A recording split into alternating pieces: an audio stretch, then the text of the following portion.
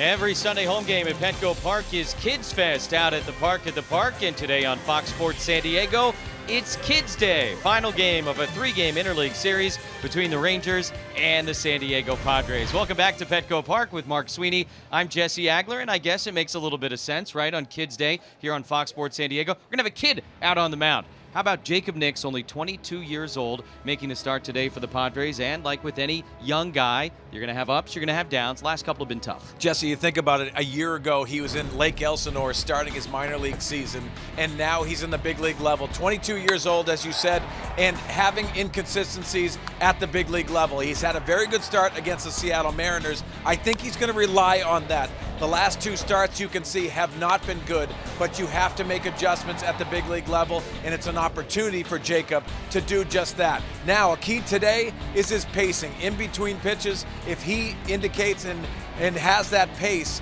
I think it's going to be uncomfortable for these Texas Rangers. He has the ability, he has to land that curveball and the changeup. It's going to be pretty important today for Jacob Nix. Time now for Military Take the Field, brought to you by USAA.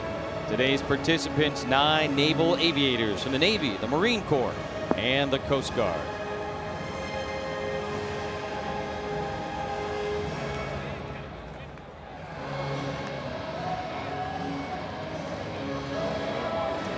Every Sunday home game here at Petco Park, the Padres honor the United States military.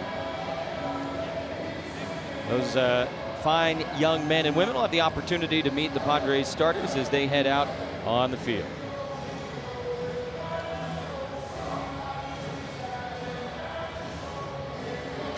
Weather report brought to you by your always sunny Honda dealers of San Diego County. 80 degrees, perfect, etc. The usual thing here in downtown San Diego.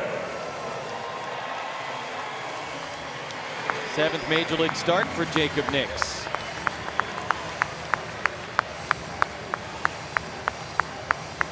Time now for our Kidcaster, Spencer, to deliver the Rangers lineup, brought to you by your San Diego County Ford dealers. Thanks, Jesse. Leading off is second baseman Rugned Odor. Batting second is shortstop Jurickson Profar. Batting third is right fielder Nomar Mazzara. Batting fourth is center fielder Joey Gallo. Batting fifth is third baseman Isaiah Kiner-Falefa. Batting sixth, first baseman Ronald Guzman. Batting seventh is catcher Robinson Chirinos. Batting eighth is left fielder Willie Cahoon. Batting ninth is pitcher Mike Minor. Back to you, Jesse. Spencer, my man, perfectly done. That was outstanding. You know, when you hit Kiner-Falefa, you know you're going to get them all. That is very true. Nice job, Spencer. And the scouting report for Jacob Nix, and it's going to be pretty important for him to have that curveball changeup usage. He does have that fastball that really dictates the pacing and also in and out, but that curveball and use of the changeup is going to be pretty important. And when he's at his best versus Seattle, he dictated the pace. The pacing is going to be so important for Jacob Nix, the 22-year-old right-hander. Now it's time for the Padres defense, brought to you by your San Diego County Ford dealers. From third to first is Will Myers and Javi Guerra getting his second start at shortstop. Freddy Galvis at second base and Eric Hosmer at first. From left to right, Hunter Renfroe, Manuel Margot, and Franmil Reyes. Francisco Mejia gets the catching duties today for starting pitcher Jacob Nix. Mejia and Hedges alternating 50-50 pretty much the rest of the way here for Andy Green behind the plate. As we take a look at the keys to the game, brought to you by your San Diego Honda dealers. Well, day game kids play during the day. Francisco Mejia, 22 years old. Franmil Reyes, 23. Manuel Margot, the center fielder, 23. Javi Guerra, 22. And Jacob Nix, the starter, 22. Youth is served today. And you can see youth has to be served for Jacob Nix as well. Your point, I think, is that most every day here at Petco Park in the latter half of this year has been Kids Day. It's one of the youngest teams in baseball, and the Padres running out a bunch of guys in their early 20s. And now they try to avoid the sweep to the Texas Rangers. First pitch swinging, and Rugned Odor fouls one away. We are underway. Odor leading off for only the 4th time this year, and the Rangers are kind of having their own kids' day. We heard that lineup from Spencer. A lot of their younger guys are in the starting 9 here this afternoon. Yeah, and this is the reason why there's opportunity for these younger players. And why I say that, Jesse, because you go into spring training and there are competitions, but this is the evaluation that you really want to use as an organization.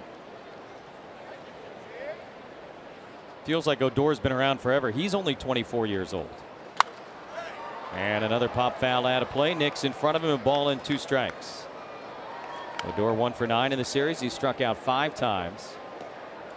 He had 30 home runs a year ago, but 18 this season. You know, we haven't mentioned the Bautista thing once in 3 days now. For better or worse, it's one of those things that will always be attached to his name. When it's so true. He and Jose Bautista got into it a couple of years ago on the base paths.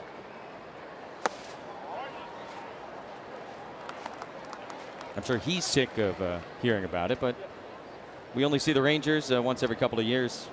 You have those moments that define you. That's exactly what Rougned Odor did. He defined it early in his career. Like Eric Hosmer, like Freddy Galvis, played in 162 games last year. He beats the shift this time.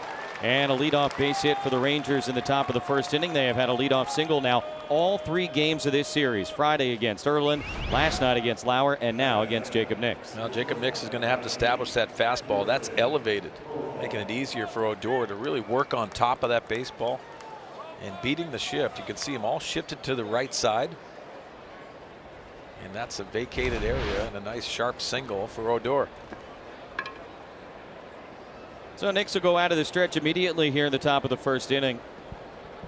A lot of left-handed bats kind of stacked throughout this lineup for Jeff Bannister this afternoon, including the switch hitter Profar, who takes high. This guy's had a heck of a series, both at the plate and defensively. Profar at shortstop today for the Rangers, but first base the last couple of nights, and he looked like a guy very much at home at first base, particularly in yesterday's game. A couple of very nice defensive moments. You know, Jesse, we're seeing versatility throughout baseball, and usually you see it in the National League, but we're seeing it in American League clubs with Profar being able to be versatile, but just getting your bat in the lineup, but also defending your position. That's what he did at first base, and now in a more comfortable spot at shortstop today.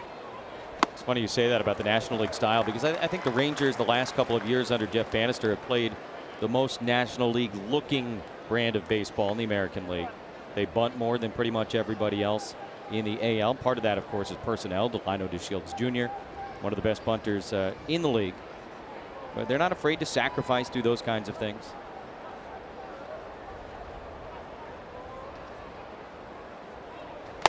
Three balls and a strike. Well, to your point, I mean, Bannister coming over from the Pittsburgh Pirates, spending a lot of time in that organization. That's what you're accustomed to. Under Clint Hurdle, he was the bench coach, but also understands that there's a different style that you have to come to. Texas Rangers have been trying to be boppers for so many years, and they have gone where they've struggled as an organization.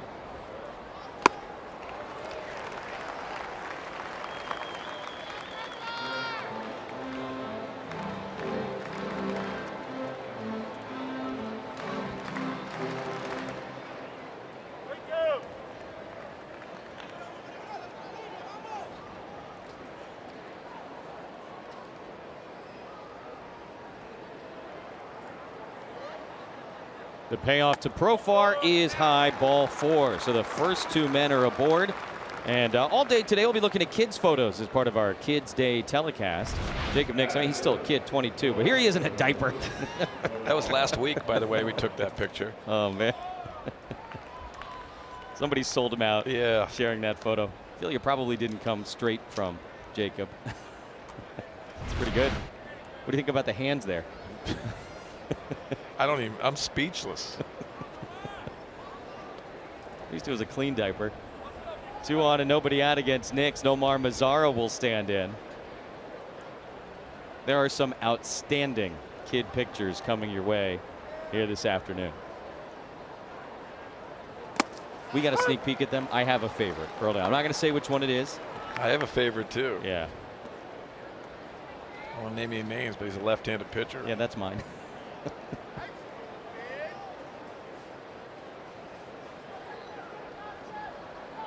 Nick's trying to work himself out of a jam here in the top of the first inning. And yesterday for the Padres, it was the 6th inning that kind of got away. 10 guys came to the plate. Rangers scored 5 runs. The big hit from Chirinos, and we talked about it then. Padres have at times this year had trouble with the big inning. That's what Nix is looking to get around here.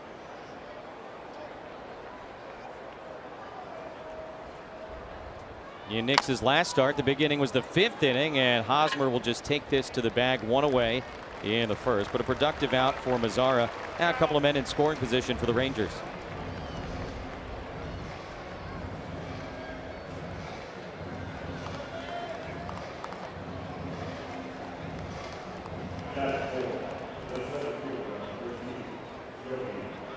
So Joey Gallo will stand in. He hit his 37th home run of the season last night.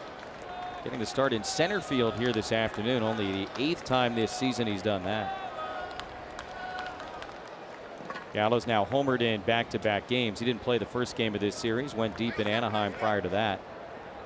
And as the Rangers wrap up this long road trip, Gallo has actually gone deep in all 3 stadiums they've played at. Oakland Coliseum, Angel Stadium, and now here at Petco Park. Let's take a look at StatCast AI, powered by AWS. He is a pull guy. Myers, though, has to stay home over on the left side because of the 2 base runners. Well, pull guy, but also a propensity to strike out. 193 on the season. A lot of Ks, a lot of walks, a lot of home runs. He is Mr. True Outcome. And he's come to grips with that. There's been articles written about Joey Gallo and how he mentally is taking it. It's been challenging for him. He has been a second half hitter the last 2 years, and you see the production spiking, especially the home runs. Struck out once last night, now 3 away from his own franchise record. At one point earlier this season, Gallo was on pace to break the major league record for most strikeouts in a season, which, by the way, is still the Mark Reynolds record from 2009. You would have thought it would have been broken by now, the way guys are striking out. But Mark Reynolds, who jokes now that he was ahead of the curve, still the record holder. Good looking pitch there, and add another one to Joey Gallo's ledger. Nix freezes him, 2 away. He set this pitch up and pitching backwards, and he threw that fastball with 2 strikes just above the zone. Then he lands that curveball at the top of the zone. You're seeing that more in the game of baseball now.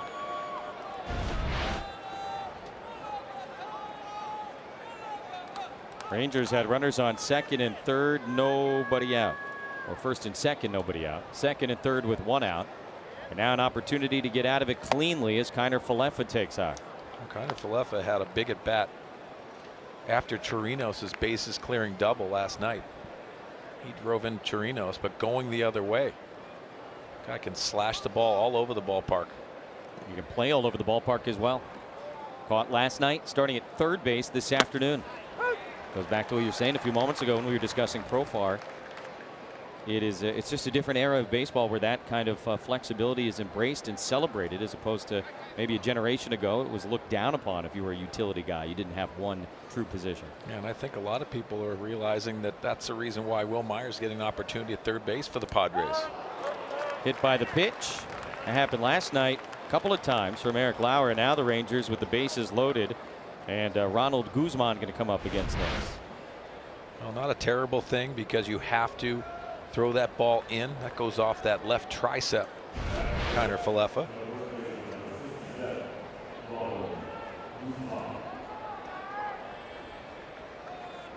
Guzman making his first start of the series. He actually suffered a concussion when these 2 teams got together in Arlington back in June and was placed on the concussion disabled list. 15 home runs. He's near the top of the American League rookie leaderboards in several offensive categories, but Nick's in front of him, nothing in 1. Just another guy that has swing and miss to his game. 110 punch outs, just over 350 at bats.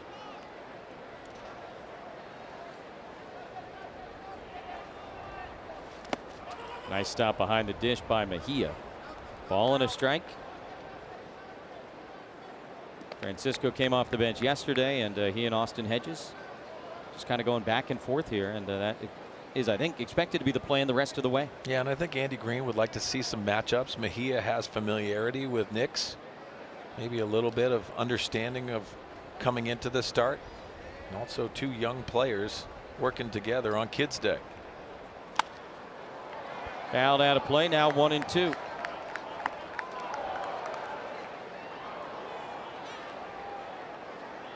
Nick's last start was last Sunday at Cincinnati.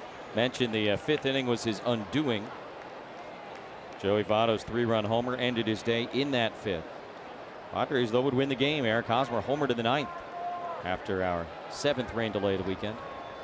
Much better this weekend weather-wise. Now 2-2. You know, Jess, you talked about that home run that he gave up against Joey Votto.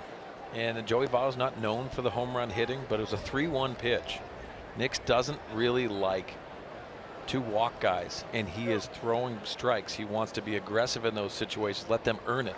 But you got to pick your spots. You got to learn that as well, as young pitchers will go through those tough experiences. 2-2 to Guzman in the air, shallow left. Myers going back and in foul ground. He makes the catch. A scoreless first for Jacob Nix.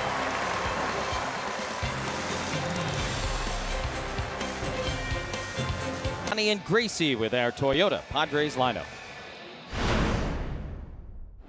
Thanks, Jesse. Leading off is catcher Francisco Mejia. Batting second is third baseman Will Myers. Batting third is left fielder Hunter Renfroe. Batting fourth is first base Eric Hosmer. Batting fifth is right fielder Fredmil Reyes. Batting sixth is second baseman Freddy Galvis. Batting seventh is center fielder Manuel Margot. Batting eighth is the shortstop Javi Guerra.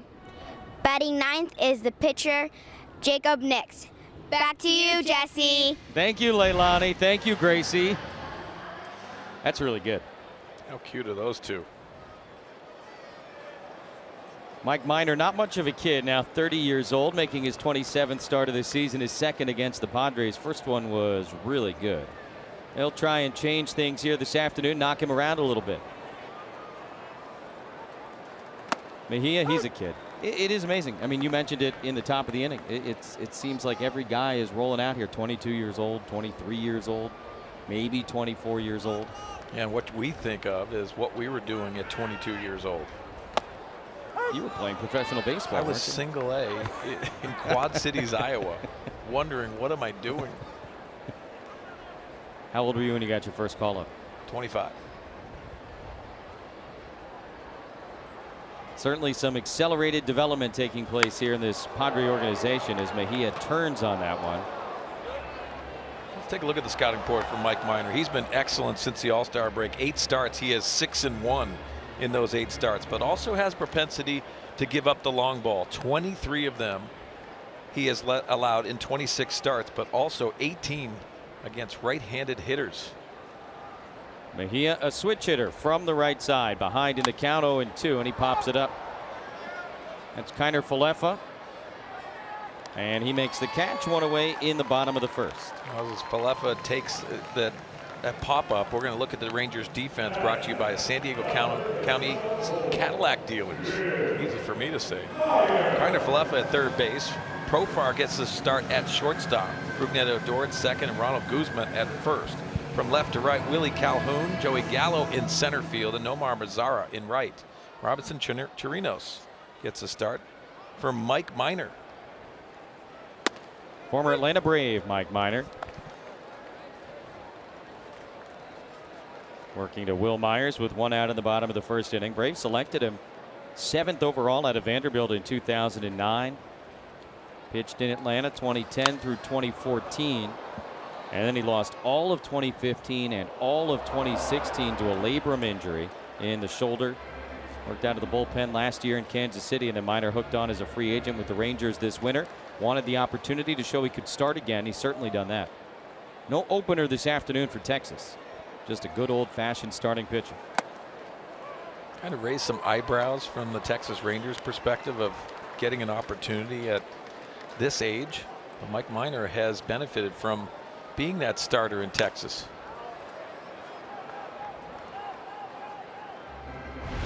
Will Myers, as a young Astro, it looks like. No batting gloves. It's a sweet stance. It's not all that different, is it? Although they pose you in those pictures, so you don't necessarily know how authentic it is.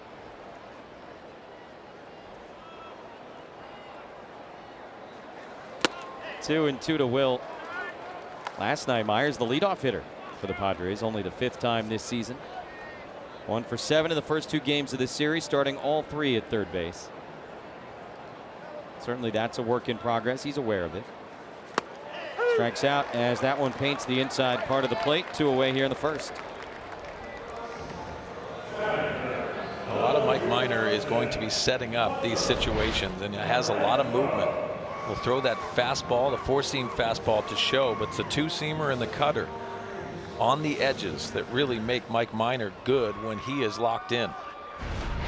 One of the things Rangers people have said about him lately in terms of having success, and you mentioned the numbers since the All-Star break, is the fastball up has just played better.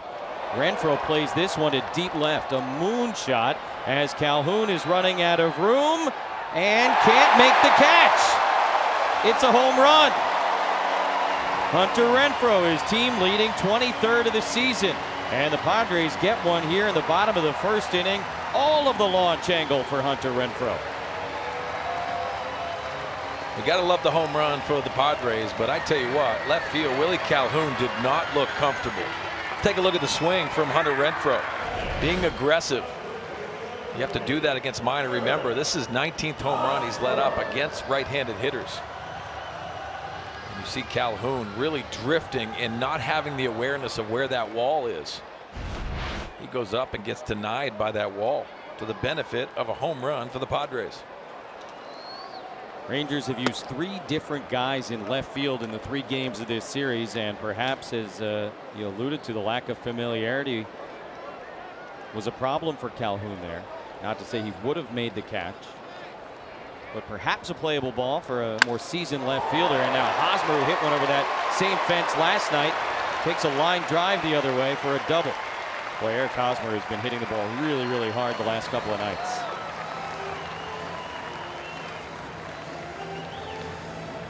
Well, the home run power we have seen, but also the propensity of going the other way. It's a pretty good pitch by Mike Minor. Watch how the balance comes into play. Using that lower half to get that barrel through the baseball and drills this to left field. Worth reminding you, back on June 27th, Minor took a perfect game into the 7th inning against the Padres. Hosmer broke that up with a 1-out single in the 7th inning. Today they jump on him in the first. The home run by Renfroe. Now Hosmer doubles, and Franmil Reyes is going to look to add on. It's one of those situations too, Jesse, that left-handers sometimes have those better numbers against left-handed hitting. Not so for Minor. 260 average against left-handed pitching. Left-handed hitters, excuse me.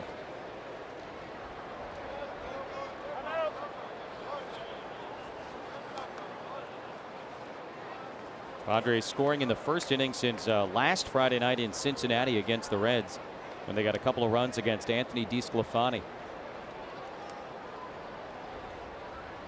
Franmil's got the 7-game hitting streak. He has hit in 20 of the last 22. The longest active hitting streak in baseball right now is only 10 games. Wow. Speaking of Cincinnati, Jose Peraza. Been a big year for home runs and strikeouts, not for hitting streaks.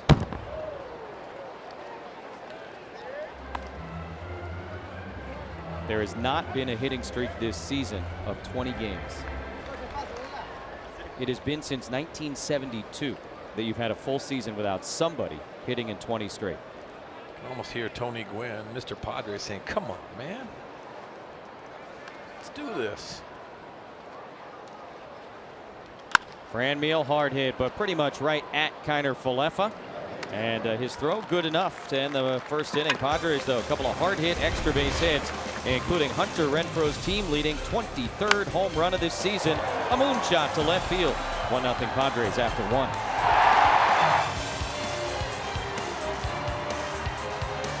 .500 are the newest Marines and their drill instructors from Delta Company. First Recruit Training Battalion at MCRD San Diego are here, and time now for our Valley View Casino trivia question. All right, Chiron Bob. How many players 21 years or younger have appeared in at least one Major League game this season? Multiple choice today, Sweeney. So we got a 1 in 4 shot. Yeah, those are my better odds. I'm going to go C. 18. How about you? D. I have no idea. I could go E, all of the above. Sure, absolutely. Why not? Torino's had the big hit last night, and he skies this one to center. Should be routine and playable for Manuel Margot. One away for Jacob Nix here, who had a long first inning and gets a quick first out in the second. Hey, think about Jacob Nix and how that first inning started with that sharp single of Odor and then the walk of Profar. He settled in nicely. That strikeout by Joey Gallo came huge. Let's see if he settles in coming into that second inning.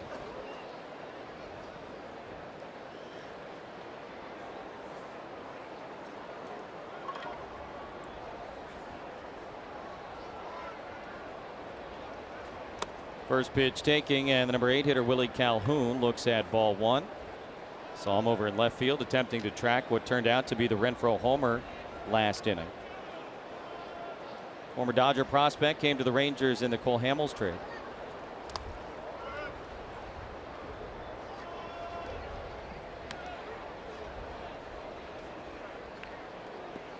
Speaking of young guys, Calhoun certainly a younger guy himself, and Jacob Nix now making what is the 60th start by a rookie this year for the Padres.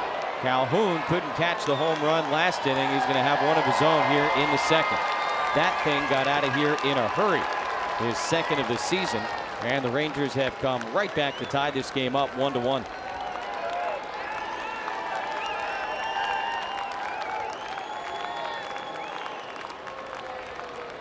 Well, Jesse, not known for his defense coming over from the Los Angeles Dodgers, but he is known for that offense. That's a quick bat.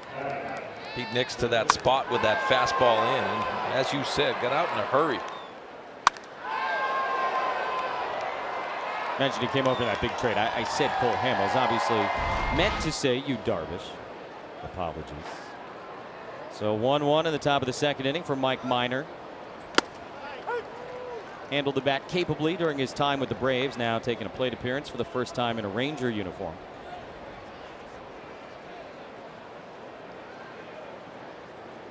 Texas pitchers now 0 for 14 on the season, and quickly 0-2. Texas 9-10 against the National League this year. They have handled interleague play about as well as any American League team. Long run for Margot. Now he's got to fight the sun. He does. And 2 away.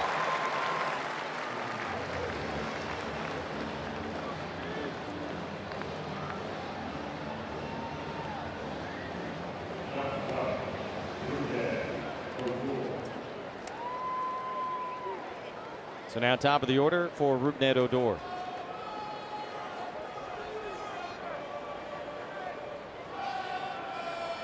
Single to the opposite field back in the first.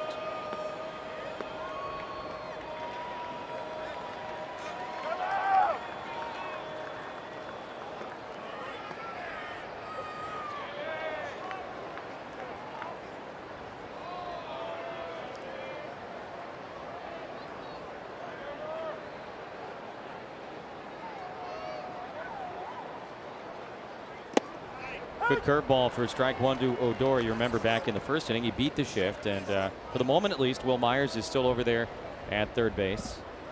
That could change if they get to 2 strikes. And that has a lot to do with how they're going to attack. Maybe they change their plan of what they're going to do.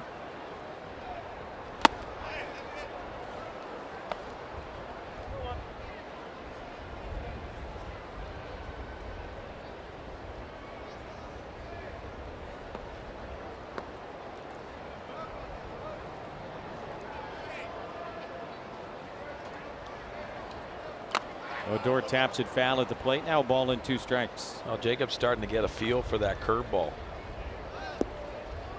I think that's the most important thing. You saw him land it against Joey Gallo, but also first pitch strikes, pretty important.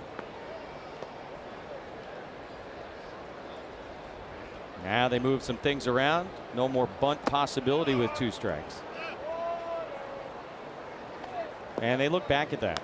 And if a guy has never bunted against the shift, they're not going to leave the third baseman over there. you'd certainly expect that at some point this year, if not a couple of times, Odor has tried to bunt early in the count against a big shift. That's why Myers stayed home until there were 2 strikes. That is right down the middle, and strike 3 called. Second of the afternoon for Jacob Nix, but the Rangers tie it up. I'll go with Franmil Reyes. I think I know if I was a kid and I'm looking at the team, I think he'd be my favorite player. He brings a lot of energy. He's got a lot of swagger, so that's my guy.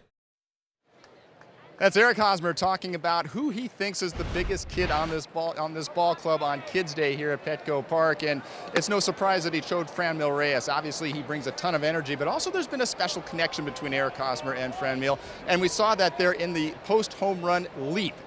In fact, Hosmer gave all the credit to Franmil for bringing that up, so we'll hear from some other players throughout the game of who their favorite kid is on this ball club, guys. Scans, thank you very much. Having some fun on Kids Day here. That didn't look fun for Guzman, but he's able to make the catch. Freddy Galvis out, 1 away in the 2nd inning. What Hosmer just said about Franmil Reyes, Mark, I think is maybe the ultimate compliment to a teammate, right? If I was a kid, he would be my favorite player on this team. Yeah, and you think about it too, and what Franmil has created. Not only has he done well on the field, but create a different atmosphere in the clubhouse, and that's a good sign, especially when you think of Eric Hosmer, how much he has taken on as one of those leaders in the clubhouse. You need some youthful excitement, and that's what Franmil brings. Manuel Margot now did not see Manny in the game last night. Did have a 3-run homer earlier this year against the Rangers. Came against Cole Hamels. What Franmil also brings? A lot of jewelry. He does. When he has that leap that Bob talked about. Yeah, chains everywhere. It's a Mr. T starter kit. Am I dating myself with Mr. T? Maybe a little bit. I also don't know if it's a starter kit. I feel like it's at least the intermediate. He's well beyond the starter kit.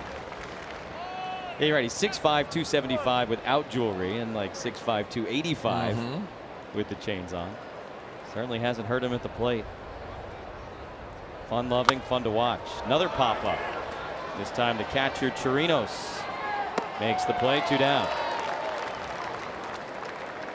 All right, Javi Guerra is coming up, another young guy, and we'll answer our Valley View Casino trivia question.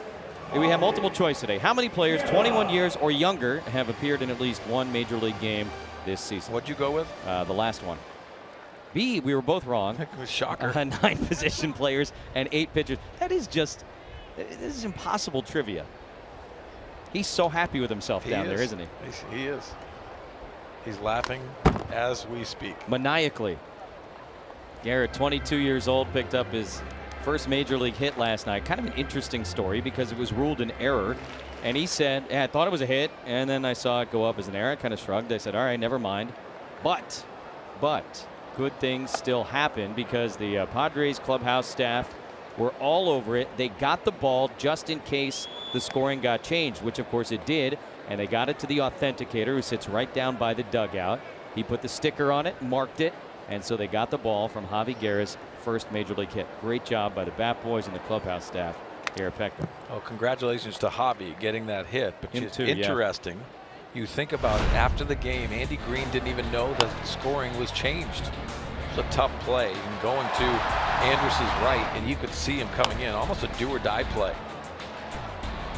You'd like to have that immediately called a hit because it's his first, but it was a hit. It's a good sign.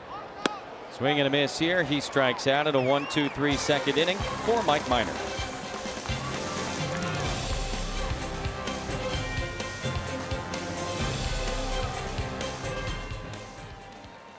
Park, and it is Kids Day here at Fox Sports San Diego. We'd like to welcome in 12-year-old Nicholas Schilling. He's going to join us for an inning here in our booth at Petco Park. There's a pretty good view of the ballpark, isn't it, Nicholas? Yeah. Nicholas, you got a great smile, by the way, buddy. Perfect for television. This is going to be fun, man. Let's learn a little bit about Nicholas Schilling. He's a 7th grader from Albert Einstein Academy Middle School. Your favorite Padre player, Travis Jankowski. You like science, huh? Yeah. Michael Jackson fan. You want to be a beekeeper. All right, we got a lot to talk about here. You play the violin? Yeah. That's very impressive. What's your favorite song to play on the violin? That's That's a hard one. Okay, well, you can think about it and get back to us. Big Padre fan, you enjoying this experience today? Yeah. What kind of stuff have they had you doing here?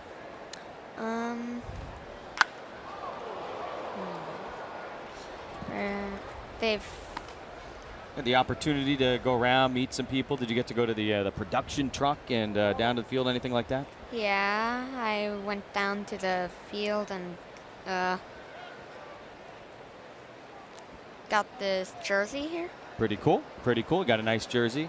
Nicholas, now when you come to a Padre game, This is Profar out to pretty deep right field. That's our third home run of this game. Second by the Rangers. And Texas leads it 2-1. Some series for Jerks and Profar. My goodness. Well said.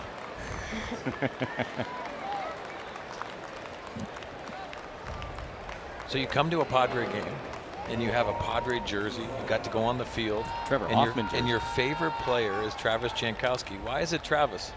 I think it's because he's very funny. He is very funny. I thought you were going to say because he has great hair. And that. I'm not a hair guy. I know that, right? Did you know I was a hair guy? Do you have anything to say about Mark's hair? It's not my fault.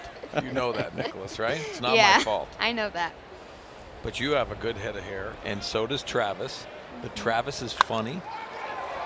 Mazzara shoots it the other way, also pretty well struck, but Hunter Renfroe is there. He makes the catch, and one down in the third. I don't think Travis knows, and I'm going to tell him after this game that you want to be a beekeeper. Tell us why you want to be a beekeeper. I want to be a beekeeper because a wild beehive just like moved in, a wild bee colony just moved into our backyard. And that's so cool to watch, too. What happens if you get stung like that? It swells up. That's it. It's a good answer. You rub some dirt on it, you move on. Let's go, Sweeney. Hard hit again, but right at Javi Guerra. Well positioned in the shift. And a couple of quick outs after the home run for Jacob Nix. So you're 12 years old, Nicholas. Is it pretty crazy to you that the guy pitching for the Padres right now is only 10 years older than you are? Can you imagine pitching in the major leagues in just 10 years? Yes, I actually can. Can you? Okay. Well, he's got good stuff apparently. Are you a fastball slider guy? What do you got? In the Major League of Beekeeping. Major League I Beekeeping. like that. I like that. I'll be on TV before you know it. Kiner Falefa at the plate with 2 outs, and the base is empty, and another well-struck ball foul. 0-1. So you're a science guy at school. What do you like about science? Biology is very interesting, and that's what I've got for now. All right, well, that's pretty good. And we also heard that you like to cook as well. What's your favorite food? My favorite food without cooking is mango. All right, Nicholas, thank you very much. Hope you're having a great time on Kids Day. Yeah. Thanks, Nicholas. The ears.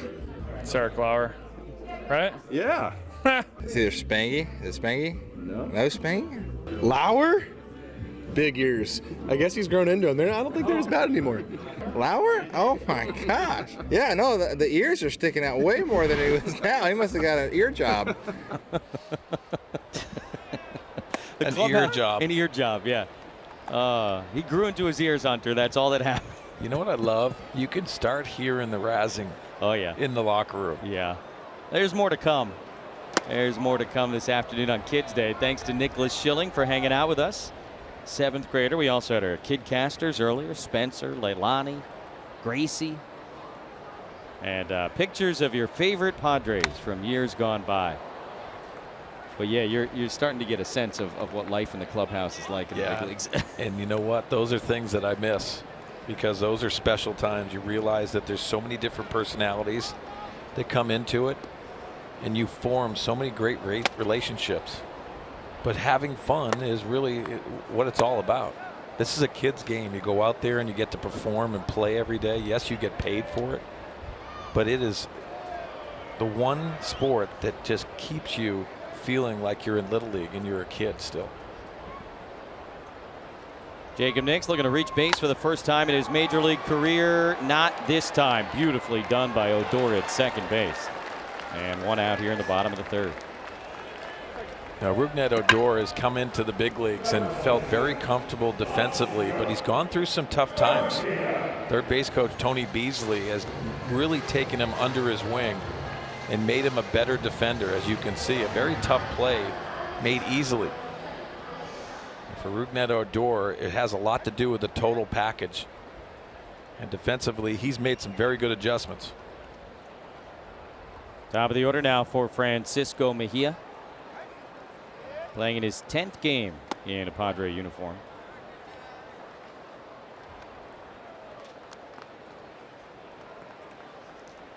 Fouled out to Kiner Falefa at third base.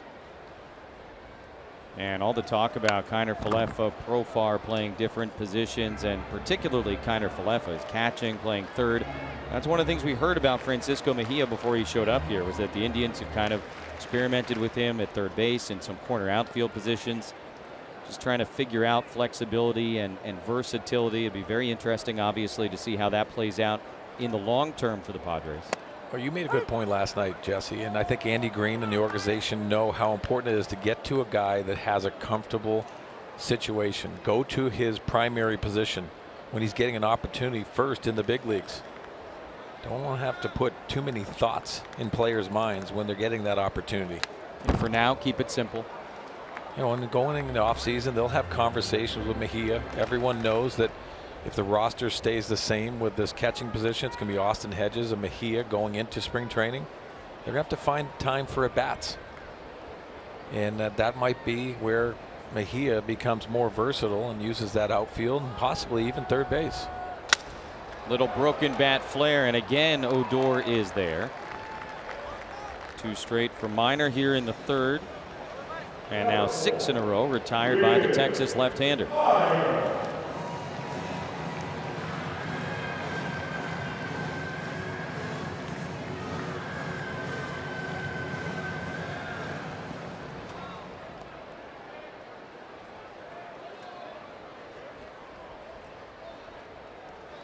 Swinging a nice bat in the last week or so. Myers had a good series against Seattle. Struck out his first time this afternoon. 4 for 9 in the 2 games against the Mariners, including the big RBI double that basically won the game on Tuesday night. Padres had a great road trip. Long road trip to Arizona, Cincinnati, Seattle. Coming back here, though, and the Rangers have taken the first 2 games of this series.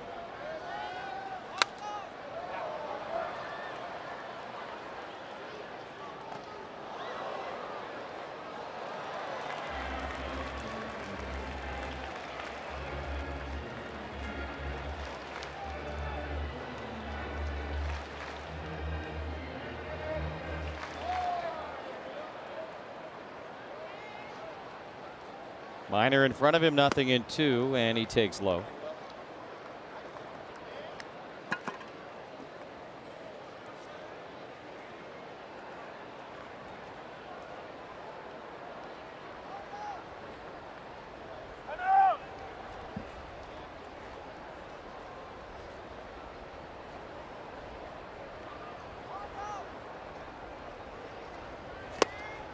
Got him again.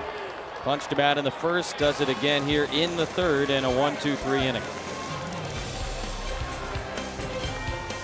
As Jacob Nix goes back to work, and time for the Kia Drive to Success on this Kids Day on Fox Sports San Diego, the youngest active major league rosters, and what do you know? Only one in the big leagues with an average age below 27 years old right here in San Diego. Not a huge surprise. Ronald Guzman swings at the first pitch, and Hunter Renfroe makes a running catch. 1 pitch, 1 out for Jacob Nix in the fourth. How much can age impact the dynamic of a clubhouse? You've been on veteran teams, obviously, here in '98. Great veteran presences in that clubhouse. I imagine it can make a huge world of difference just in terms of the way it feels in there. Yeah, I think ideally, Jesse, the best ones I've been around, and it doesn't mean that it's the right thing, is there's a blend. I think you need to have veteran guys, much like Clayton Richard has been a huge influence, Craig Stammen. Those are guys that you have to have, and why it sets a precedent for what it's supposed to be like in the clubhouse, and then going out there, putting your work in, developing these younger players, but you rely on a lot of youthful energy. And I think that's a good blend. That's the reason why you want younger players, also veteran guys, and guys that are in their prime. That's when you start looking at these rosters that are very successful. I think that's a requirement, and where the Padres would like to get to. No surprise seeing the veteran catcher A.J. Ellis sitting between a couple of the rookie left-handed pitchers right there. Nicely done by Jacob Nix on the comebacker. And 2 outs here in the top of the 4th inning. You know, and A.J. Ellis is one of those guys that I don't think people realize the value. I mean, we do because we're around the club for so long. There's a value to A.J. Ellis. Not only is how he's performed on the field, but the conversations, setting people up of how they're going to be successful by looking at videotapes, scouting reports, how to break things down. Those are things that you learn on the fly when you're a younger player. And sometimes it can be overwhelming if you don't have a veteran guy to be able to talk you through it. Willie Calhoun homered in his first at bat. He takes inside from Nix here 1-0. And I think that all goes back to Eric Hosmer too. Part of the reason, I don't think there's any doubt that the Padres offered him the free agent deal that they did last spring, was because they wanted his presence in this clubhouse. Jam shot out to right. And a 1-2-3 4th inning for Jacob Nix on just 6 pitches. Marco was brought to you by Hunter Renfroe. A towering drive back in the 1st inning. His team leading 23rd home run of the season gave the Padres a 1-0 lead. Texas would tie it up and take the lead on a couple of their home runs. And there is a young, slugging Hunter Renfroe.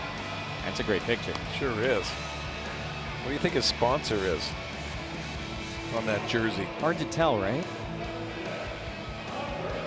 You got anything? I don't. We'll have to ask him.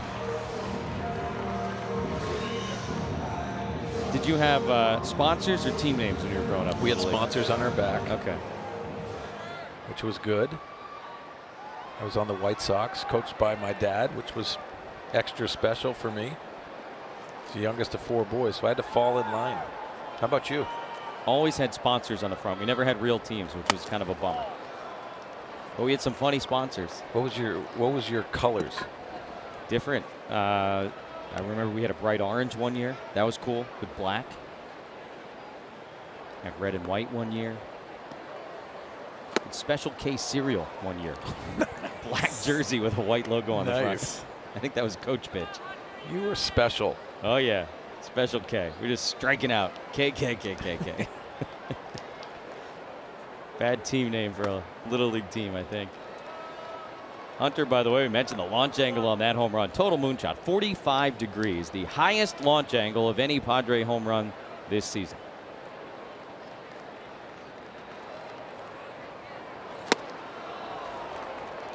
Minor has settled in nicely, though. The home run to Renfroe was immediately followed by a hard hit double by Eric Hosmer.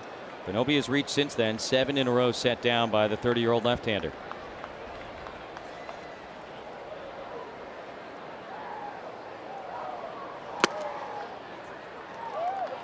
Seems like every day at some point we're talking about Hunter Renfroe's approach with 2 strikes. Yeah, and especially with Minor, he likes to set the next pitch up with that 4-seamer. He's gone the 2-seamer to a lot of right-handers. Strikes him out swinging, and 1 away here in the 4th. Back-to-back strikeouts for Minor. Let's go downstairs to Bob Scanlon. Bob. Well, guys, it's time for the Coors Banquet Timeless Moment. We're going to get in the time machine and go back to 1998.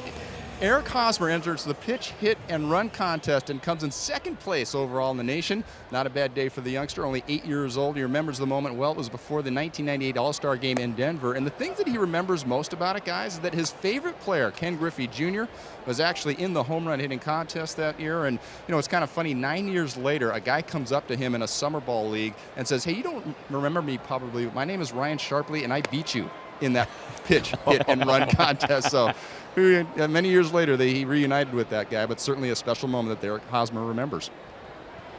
Those kinds of connections are so cool in baseball. And there was a great story written by Kevin Acey in the Union Tribune during spring training about Hosmer and Robert Stock. Back-to-back strikeouts now for Minor to start the fourth inning. But when they were like 11 or 12 years old, Stock and Hosmer faced off in a big travel ball tournament. And they were like the two starting pitchers in the game. And Stock and his team won. They beat Hosmer, but Eric talked about it. He said at the time, everybody was talking about this kid, Robert Stock. Like, I love it. He was the stud in the tournament that everybody, you know, was wanting to see. And here you are all these years later. Yeah, Robert Stock has a leg up in the clubhouse. Don't think that's not material that you want to bring up. Anything you have in your back pocket, bring it out. I think they were the two starting pitchers in the game, Hosmer and Stock. Franmil has been wonderful. Trying to extend the hitting streak here, grounded out in the first inning.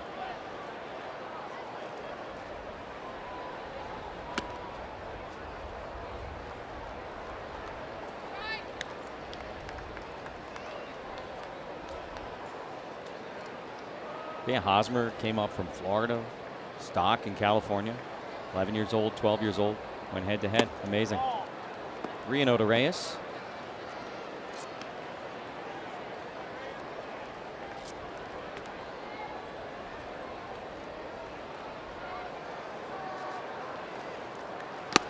And a 4-pitch walk. First of the day issued by Minor, who had retired 9 in a row.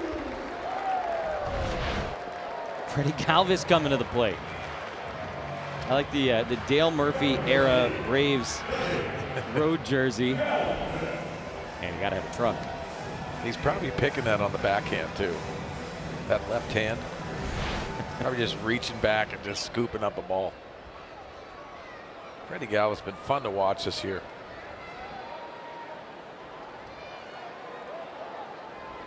Switch hitter from the right side. Behind 0-1. You know what's so great about it, and the reason why I say this all the time, is you start talking to people that have been around Freddy Galvis for so long in the Philadelphia Phillies organization. And Larry Boa said to me, he said, listen, Sweens, if you watch him, he will do things that instinctually are very good at that position that a lot of players don't make. There's a lot of good players out there. They had Franmil leaning, and he is picked off. Andy Green will hold it up just a moment to double check with the replay room, but Reyes had a lot of momentum heading towards second base, and he had to slam on the brakes, try and flop back to the bag. There will be no challenge, and that is how the fourth inning comes to a close. Minor, tricky lefty, has him picked off to end the inning. Company by Jack in the Box. This season, Padres home runs score free Jumbo Jacks only at Jack in the Box. And by USAA, proudly serving the needs of the military community for over 90 years. Mike Minor will lead off against Jacob Nix here in the top of the fifth inning. 3 solo home runs. That's it in terms of run scoring. Renfroe in the first, and then for the Rangers, Calhoun in the second and Profar in the third. Welcome in Tony Gwynn Jr. Going to hang with us for a couple of innings, and we're doing Kids Day today. Yes, we are. Nice job with the instructional today out there, hitting off the tee. Yeah. Listen, your second stroke was really nice, and it's not shocking. I'm not saying that, but you probably shocked yourself. I did. Get out there and start taking BP. No. You're too young not to swing. I don't want to do that. I don't think that's a good idea. On Kids Day, you should be swinging, and you look good today. Giving lessons out there. Quick strikeout of Mike Minor. That's the third of the afternoon for Jacob Nix. Obviously, baseball as a kid for you is a little bit different than for most of us. Your first memories, you have a thing that pops out to you, or was it just sort of always there for little Tony? Man, I think the first thing that pops in my mind is walking into the locker room for the first time and getting to see the the little intricacies that go on behind the scenes that, you know, a lot of people don't get a chance to experience. I think seeing the jerseys up, hanging in the lockers when everybody walks in was something that I've always found to be one of those moments for me that means a lot for some reason. You know, Tony, and asking you this too, and I think this is one of those tough situations people don't realize, but your dad didn't get to see you play Little League that much, but your mom did, and going out there and taking you to games, how important was that for you? It was important for me. I think I learned because of the job that there's a likelihood that my dad or my mom might not get a chance to see me play when it came to baseball. Now, they saw me play the other sports. Baseball was one in particular that I don't think my dad actually got to see me play until I was actually playing professionally. Wow. Makes sense. I mean, you spend so much time away. I mean, it's, you know, from basically February to the beginning of October, possibly longer in a few occasions where you just don't have the time to be able to see those games. I know this isn't a big guess, but I'm sure he knew exactly what you were doing every time, though. Yeah. Franmil trying to do something in the right field corner, and he's able to make the catch. Oh, it gets tricky out there with that Petco porch. Reyes negotiating the angles nicely, and Odor flies out, 2 away in the 5th. It's a nice play by Franmil. He hasn't had a lot of reps on balls near the wall, so that area is still something he's getting used to. And as you said, Jesse, because of the way that wall kind of angles out, ends up having a little more space than he initially thought. Saw Calhoun having a little bit of trouble with the left field fence on the home run by Hunter Renfroe early in the game. Familiarity is a big deal, and there's less of it certainly in interleague play, or for a guy newish to the big leagues like Franmil Reyes. Now, right field, right behind second base. It's a sun field. That's what you got to be careful of. So you're battling that as an outfielder. Trying to position that at times will put your body in a tough situation, especially around the wall.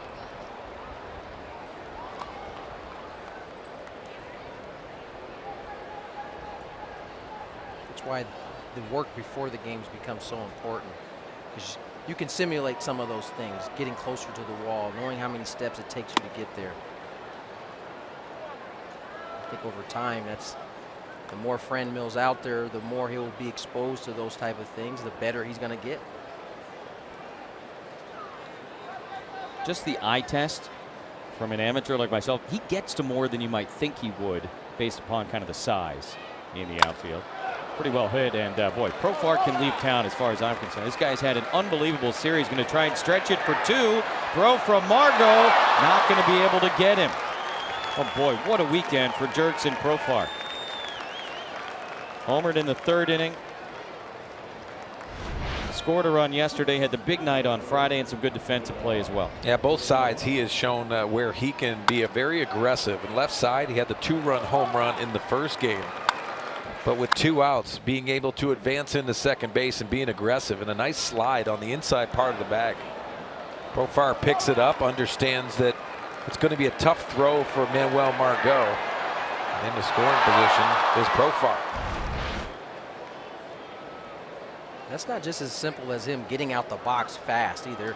He recognized early Margot was having to go to his right, and he had to go a long way, so for Margot to get in position to make a good throw was going to be tough by itself. So Profar hustles his way to a double, heads up baseball. And a 2-out base runner for Texas, Nomar Mazara at the plate. He has grounded out and flown out against Jacob Nix so far. And this one is hit pretty well out to straightaway center. Manuel covers a lot of ground and has just enough space to make the play. 2-out double and a runner left. That's Kirby. That was an easy one for you, huh? That was an easy one. He's still got the same, like, this is exactly how he throws now. That's me. Stud. Bad boys. Kirby? Yeah. Curbs, you're an ugly kid, dude. You're an ugly kid. Oh, that's great. Hedges is vicious. Welcome to a big league clubhouse. That's not really vicious either. That's nice. That's really nice. Calling him an ugly kid is nice. Oh, man. It's true. Wingeter had it nailed, by the way. I mean, Kirby, he still stands that same way before he pitches. At the same setup. I wonder if he was throwing the split there. I doubt it. Yeah, I'm thinking probably not. Probably developed that a little bit later on. Freddy Galvis was at the plate when Reyes was picked off to end the 4th inning, so he gets another shot at Mike Minor here. Fouled out in his only true at bat today, so he's 0 for 1.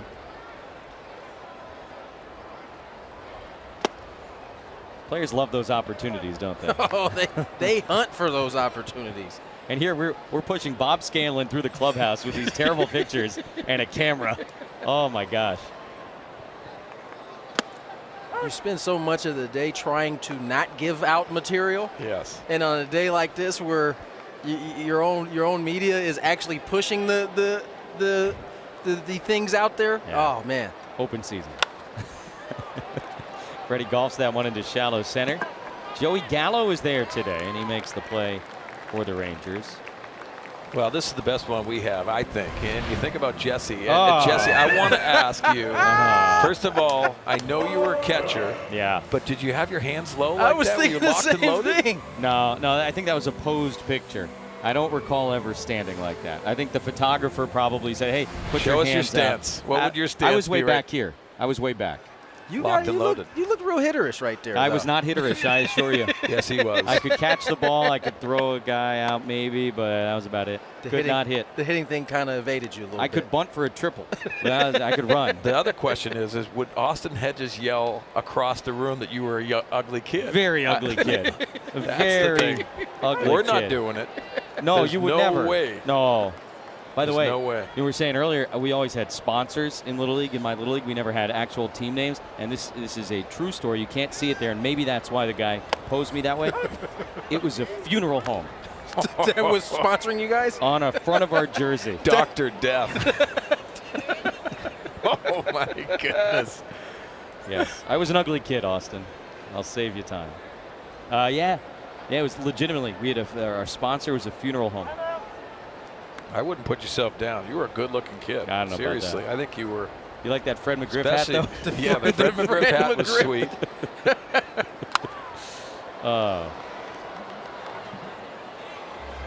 Speaking of good-looking kids. Uh-oh. Oh, look at that guy. Milfad. Yeah, that's gross. Hair? I was about to say, it's interesting to see that you had no facial hair still, I but know. your arms are quite hairy there. Yeah. Well, blame my parents. I blame my parents on everything. Being ugly, hairy arms, everything. Was that high school? You know what I'm shocked about? I was on the bench. How did that happen? That's unbelievable. How does that happen?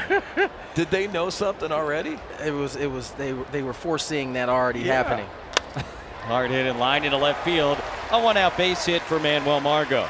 That is the first Padre hit against Mike Minor since the Hosmer double in the first inning. Tying run aboard for Javi Guerra. Oh, Manuel Margot goes down and gets this one. That's a ball that's out of the strike zone that he handles. So imperative for Manuel Margot to end the season on a good note. Go into the offseason with good thoughts. Such an important thing to have your mindset going into an offseason in a good place. Minor's already picked off one guy today as Guerra misses a fastball.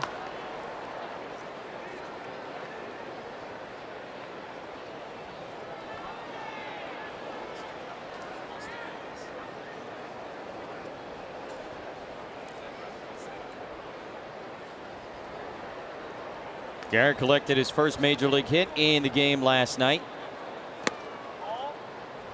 Evens it up 1-1. We've heard so much the last few years about Javi Guerra's glove and his arm in particular over at shortstop. I think he had one ball hit his way last night on the ground.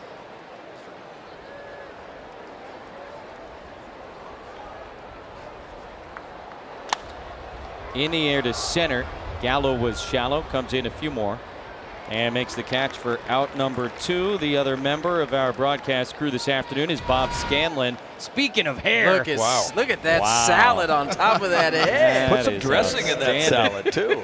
That's the natural look, the Beach Boy look, man, coming out of Southern California. Is that what that is, the Beach Boy look? That was it, man, hanging out. That was Scranton Wilkes-Barre, that picture taken. I remember it was about 10 degrees out there for picture day. We had to step around the snow and the ice to take those photos that day. So I'm just glad there weren't any icicles hanging off my ears. Bob, you didn't want to put any gel in there? No, that was pre-gel. That was my Justin Bieber stage. Nice. You were Bieber before You were rocking it hard then. Yeah. You know, we all have to make adjustments over the course of our lives, you know, and we do the best that we can as we get a little bit older, right? And we live with our past mistakes. It's all good, guys. His hair has gotten better as the years have gone on. That's unbelievable. Me and Sweens are on the wrong end of the hair thing. Goodness. Amazing what a hair hat will do for you guys. Yeah. We're a lost cause, Tony. There's no coming back. Nick's grounded out the other way his first time, in the air the other way this time, and Mazzara runs out of room. No balls and 2 strikes. Speaking of hair, Mike Pomerantz. Wow. Oh, left-hander. Oh, Michael. Wow. Seriously. I hope he looks up at the TV at some point so he can see this. If he unzips his zipper, he could take a drink. They are pretty high up, aren't they? That's unbelievable. Was that a style that I'm unaware of? I don't know. That you were First supposed of all, to wear your baseball pants? I don't think anybody was aware of that style. Trying to find that release point, too, isn't he? Way up there. Straight over the Oh, top. the left-hander. Right next to Steven Rose. Hey, we get a chance, too. Steven Rose's last game, he's been our pregame producer for all this year, and it's his last game this year. Obviously, coming down to the end, we want to thank him very much. Also, Bonnie Riley, our stage manager, last game as well. They're taking the rest of the season off.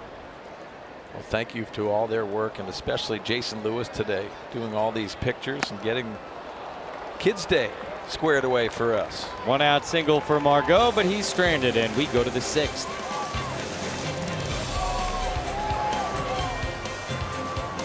Kidding me? My goodness, he looks the exact same. He looks the exact same. I know who it is. Luke Casey. What gave it away? The ugly mug. Oh, Joey, that's classic. That's a good picture of him. We need to blow that up. I don't know that I've ever seen a little kid look exactly the same however many years later. That's unbelievable. Yeah, he had deception in his delivery there, too. Unbelievable. Joey Lucchese on Kids Day. That was pre-Churv, by the way. The Churv was developed after his Astros Little League days. He hadn't created it yet. That's unbelievable. I mean, he looks He exactly does look the dead same. on. Yeah. It's amazing. Jacob Nix back to work here. He has gotten through 6 innings 3 times already in his first 6 major league starts. Trying to do that again today. Just a couple of solo home runs. Profar in the 3rd, Calhoun in the 2nd, and now he's got the middle of the Ranger batting order. Joey Gallo homered in yesterday's game, and he's just kind of a big kid out there himself.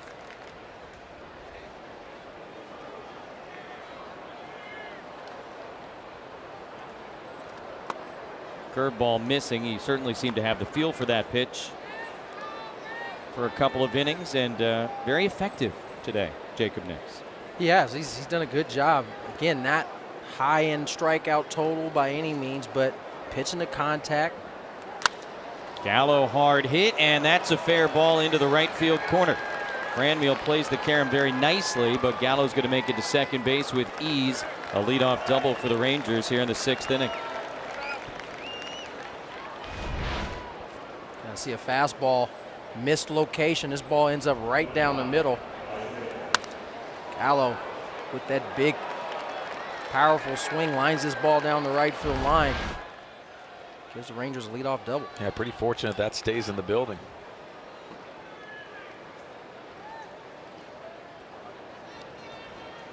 So here's IKF, Isaiah Kiner-Falefa. He will wait on Jacob Nix's 70th pitch of the afternoon. Talking about the strikeouts not really being a big part of Jacob's game so far. He did have 5 in his last start against the Reds. That was a career high. Obviously, he had that near complete game as one of the wicks is up for the Padres. And no walks, no strikeouts in nearly 9 innings of work. It's really an amazing thing to see. You know, and you go back on those 2 starts. In the Cincinnati start, he got off to such a good start and kind of ran out of gas there. And then you fast forward to the next start in Seattle where he doesn't have any walks or strikeouts, and yet he's able to navigate through the order a few times, 3 times through. And to your point, Tony, I think he needs to learn from that Seattle start. He set a pace, he set a tone today, slowing up a little bit at times, especially with runners on. Hosmer with an opportunity to do this again. And they got Gallo hung up between second and third. See if the Padres can execute the rundown. There's 1 out, a chance for 2. Not in time. That's Hosmer at second base trying to apply the tag. And a close play, obviously, as the Rangers nearly ran themselves into 2 outs. Padres did a good job executing the rundown here. Gallo tried to stay in long enough to give Kiner Falefa enough time to get there to second base. Gallo, I don't know how he wasn't called out earlier, because he is at least 4 or 5 steps on the infield grass. And they are going to take a look at that, because you could see him applying the tag. Didn't look like that right foot got into second base. Obviously an awkward tag for Hosmer to try and make. Certainly not used to being at second base with a guy sliding towards him. Yeah, and Jesse, you know what? The awareness of having Hosmer even at second base there. After he delivered the throw, he got involved with that rundown. CB Buckner's the second base umpire. He made that call, and obviously a really tough one. So he's on the headsets with the crew chief fielding Culbreth. New York taking a look at it. It's probably the best angle we've seen. I'm with you guys. I think he's out. I think he's out. And if you're scoring at home, I believe this will go down as a 3-5-6-5-3 double play. You know, routine. You're right, though. Just Hosmer being there is some really good heads-up baseball. Mr. Culbreth. It's a double play. Wow.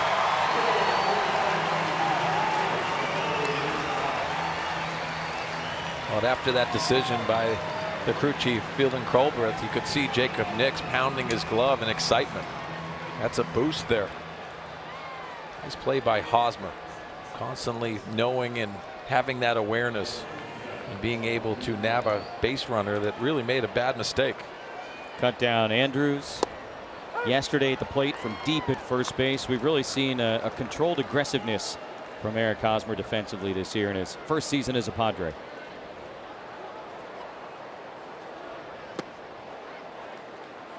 That should be a note to base runners out there watching. A runner on second base, just because the ball's hit to the right side of the field doesn't mean you have to go to third base at that point.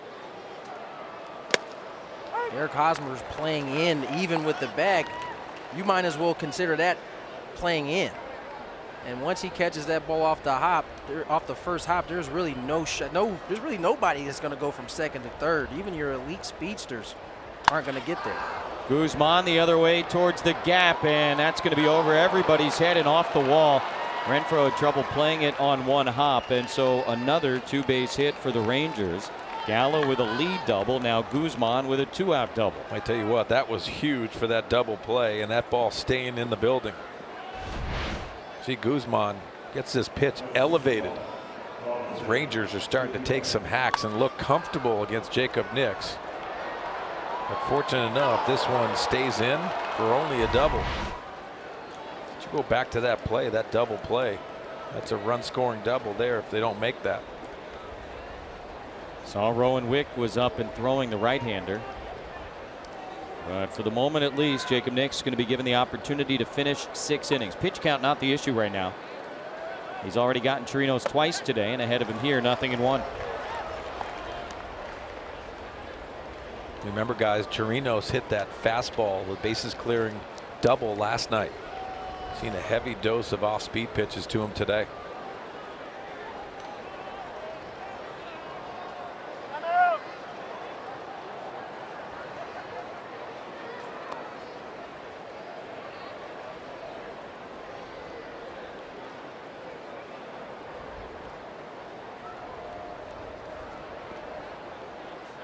Trinosa has flown out, hit a comebacker his last time, and now a foul ball at third base puts him behind 0-2.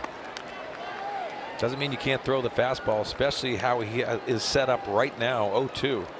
That fastball has to be located in the right spot. See if they elevate one, try to change that eye level.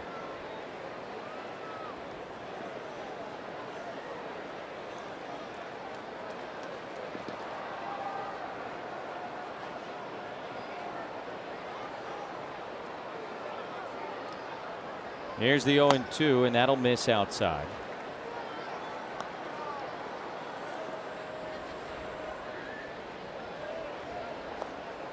Very efficient couple of innings, and really outside of the first, above average for Jacob Nix. Not above average number of pitches, above average results. Little looper, shallow. Franmil can't get there, and that's going to get a run home. Misses the cutoff man. Opportunity for Mejia to show off the arm, and they got it. So the Rangers make all 3 outs here in the 6th inning on the bases. They do get a run, though, and now lead by 2.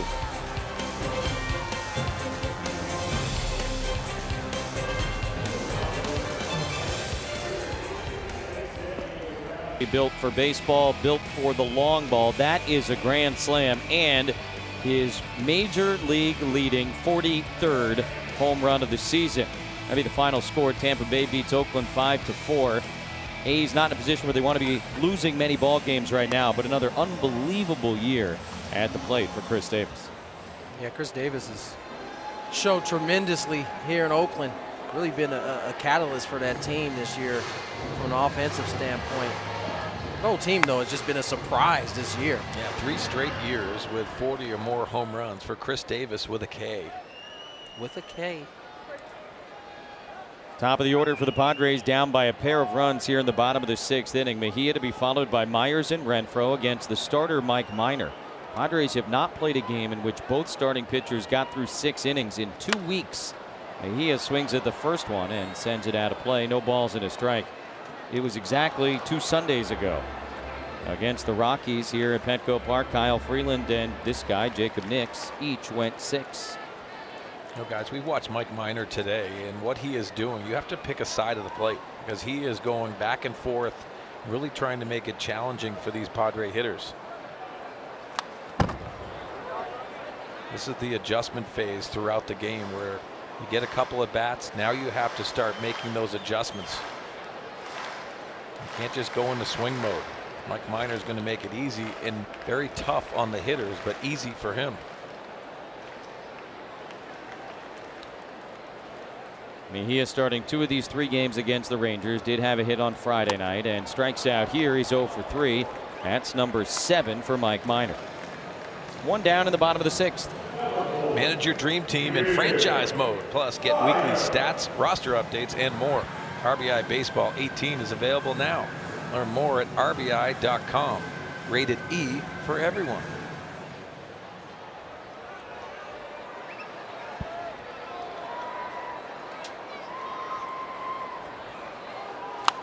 Myers goes after the first pitch, fouls it back out of play. 0-1 on Will, who was struck out twice tonight or today against Mike Minor. Who took him and picked the stick? Is that you, Swing? Yep. We always hear what people do well and pick the stick on our broadcast. He's got at least 1 more at bat after this one. Except the days that I'm here. I mean, we pretty much highlight how bad I do when I'm up here with you guys. Who do you have today? Today I'm doing good. I got Hunter today. Well, you go. You got the only oh, shocker. points of the day so far.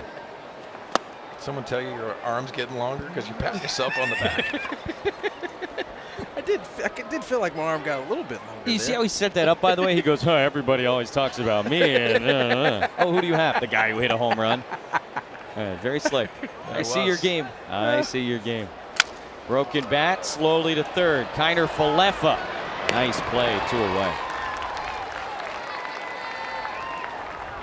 We talked about it a little bit 2 nights ago. The emergence of catchers that can play multiple positions. Here's Kiner Falefa coming in on a tough play.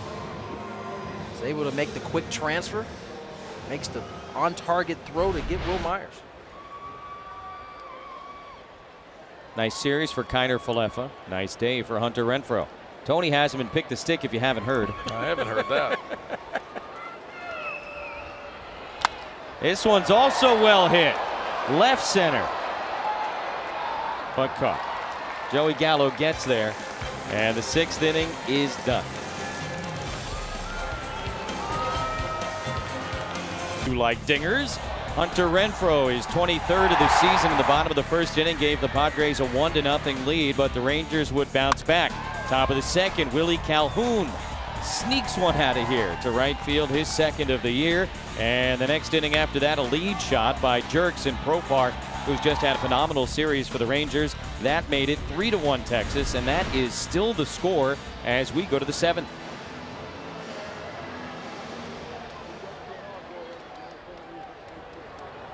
Starting pitchers have both gone 6, but the day now done for Jacob Nix, who allowed 3 runs on 7 hits.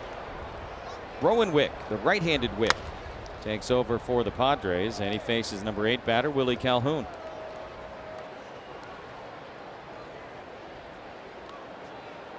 I'll see the numbers on Rowan Wick in his 7th game. Really shown well. I like the fastball. The fastball is going to play at this level, but has to refine his secondary stuff. See it right there. That's a good one.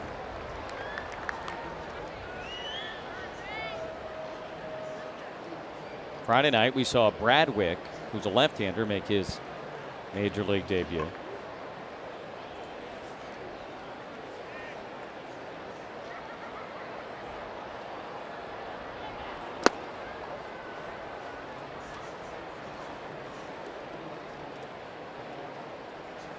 Calhoun's homer in the 2nd tied the game.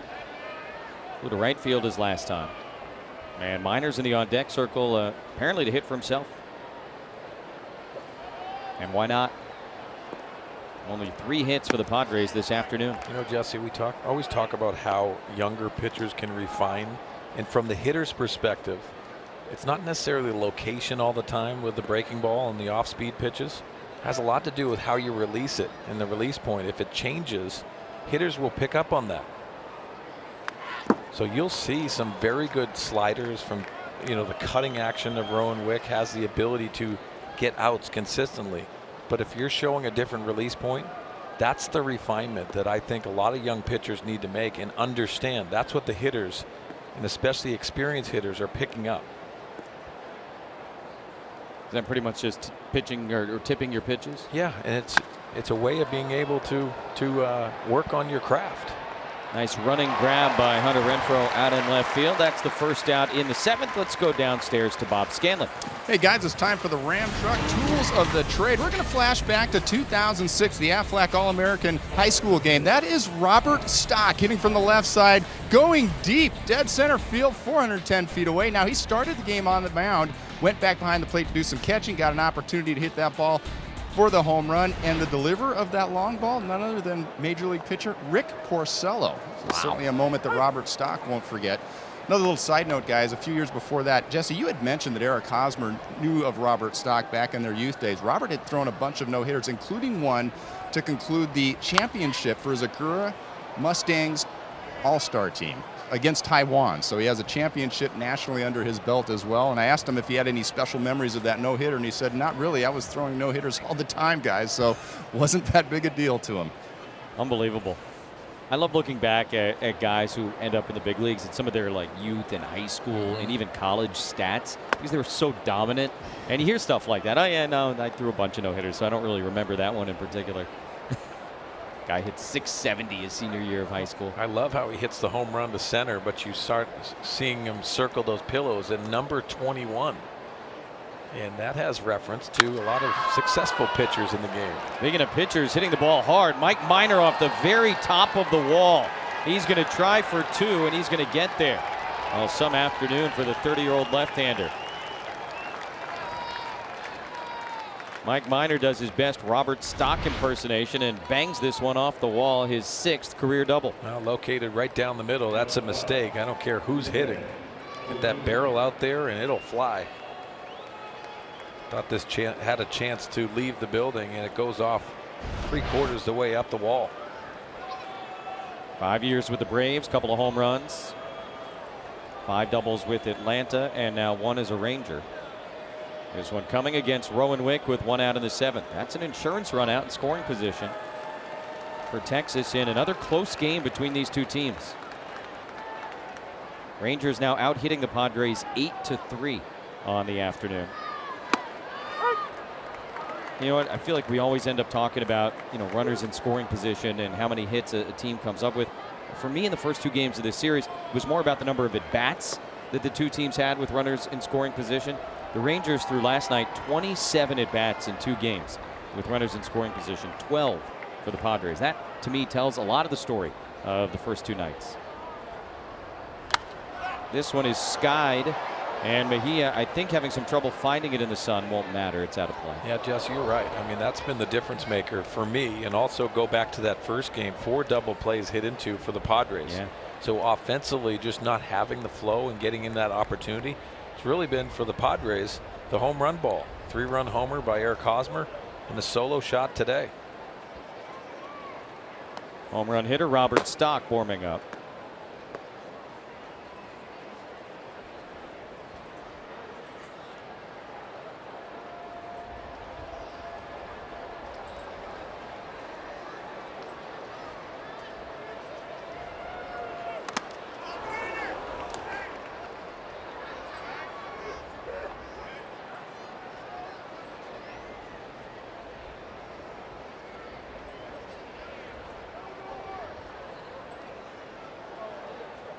Odor single to lead off the game against Jacob Nick. Since then, a strikeout and a flyout. He's got his starting pitcher, Mike Minor, out in scoring position. Just had the first hit by a Rangers pitcher in 2018.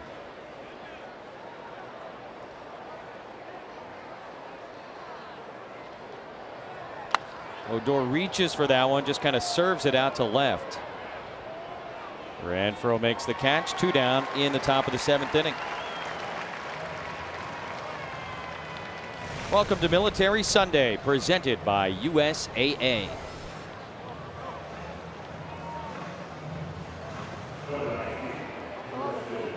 Rowan Wick had a nice job against Odor with runners in scoring position, being able to show that slider early, but also the different breaking ball and a curveball to finish him off with that lazy fly ball to left. Those are the adjustments he's going to have to make, and it's going to be consistency. We already know about that power fastball.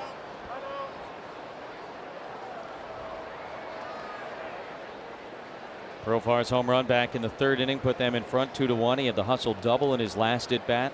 Walked his first time up. Continues to wear out the Padres here this weekend.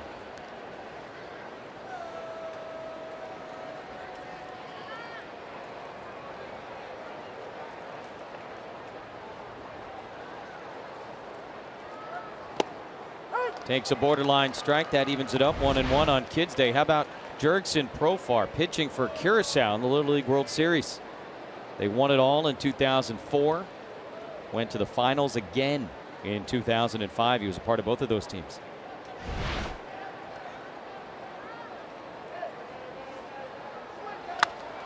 Off the handle, floating, and Javi Guerra with a diving catch. That brings the top of the 7th to a close. Will Myers was going back. He got out of the way and let Javi Guerra do his thing. What a play by the rookie shortstop.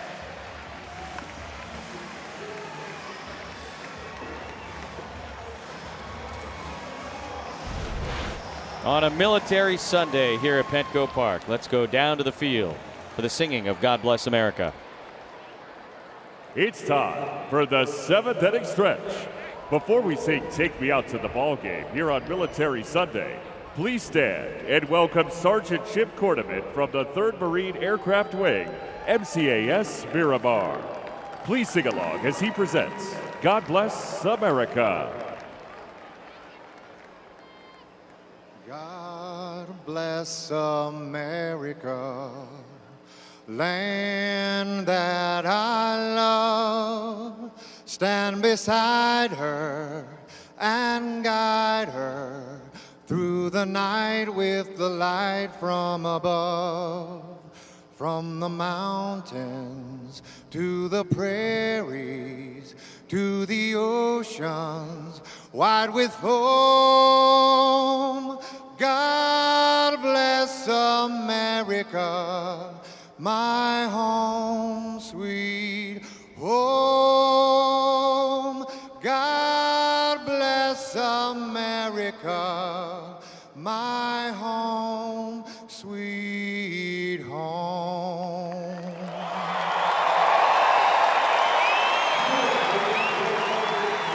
Mike Minor continues to work here in the bottom of the 7th inning. He is in search of his 13th win of the season. That would tie his career high, set a couple of years back with the Atlanta Braves.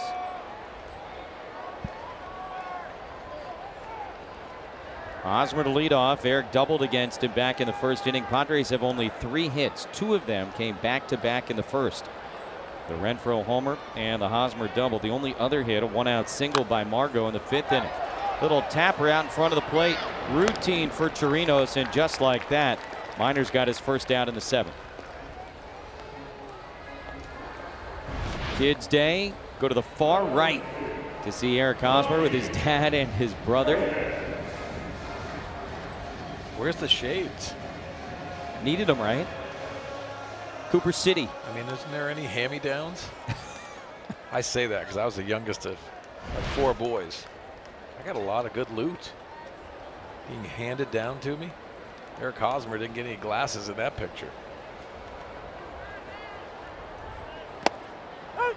Franmil Reyes with 1 out here in the 7th. That walk in the 4th inning, the only one issued by Mike Minor this afternoon. What has made him so effective so far today? You know, in and out and being able to maneuver the baseball. There's been a cutting action to his fastball along with the 4-seamer. But he's set up hitters and had some weak contact today, primarily for the whole game. Well, only a couple guys have squared him up. Snuck in 7 strikeouts to go with it as well. Never been a huge strikeout guy. Most he's had in a game this season is 9.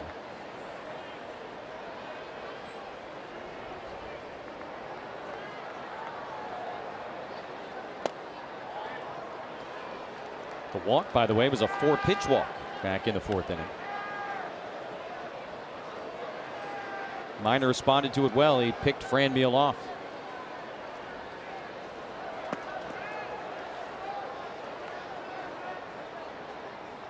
Hard hit and over the shift into center field for a base hit. Odor was well positioned, but Reyes hit it too hard for him to be able to make the play. And that is hit number 4 on the afternoon for San Diego. Well, that's the Padres needed, and a nice smash on a mistake by Minor. Haven't been too many of them. That's middle in, but a nice short stroke by Franmil Reyes. You even see the power on the line drive.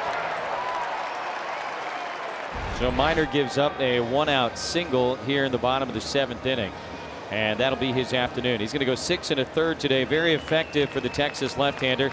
Jeff Bannister not taking any chances, making the move here in the 7th. Is that stock? No. Hang on. Hedgy. The eyes. You get lost in those. That's hedgy. Yeah. That's hedgy. I can see it. Oh, that's a stud right there. Look at that. Man. Some things never change. The always modest Austin Hedges.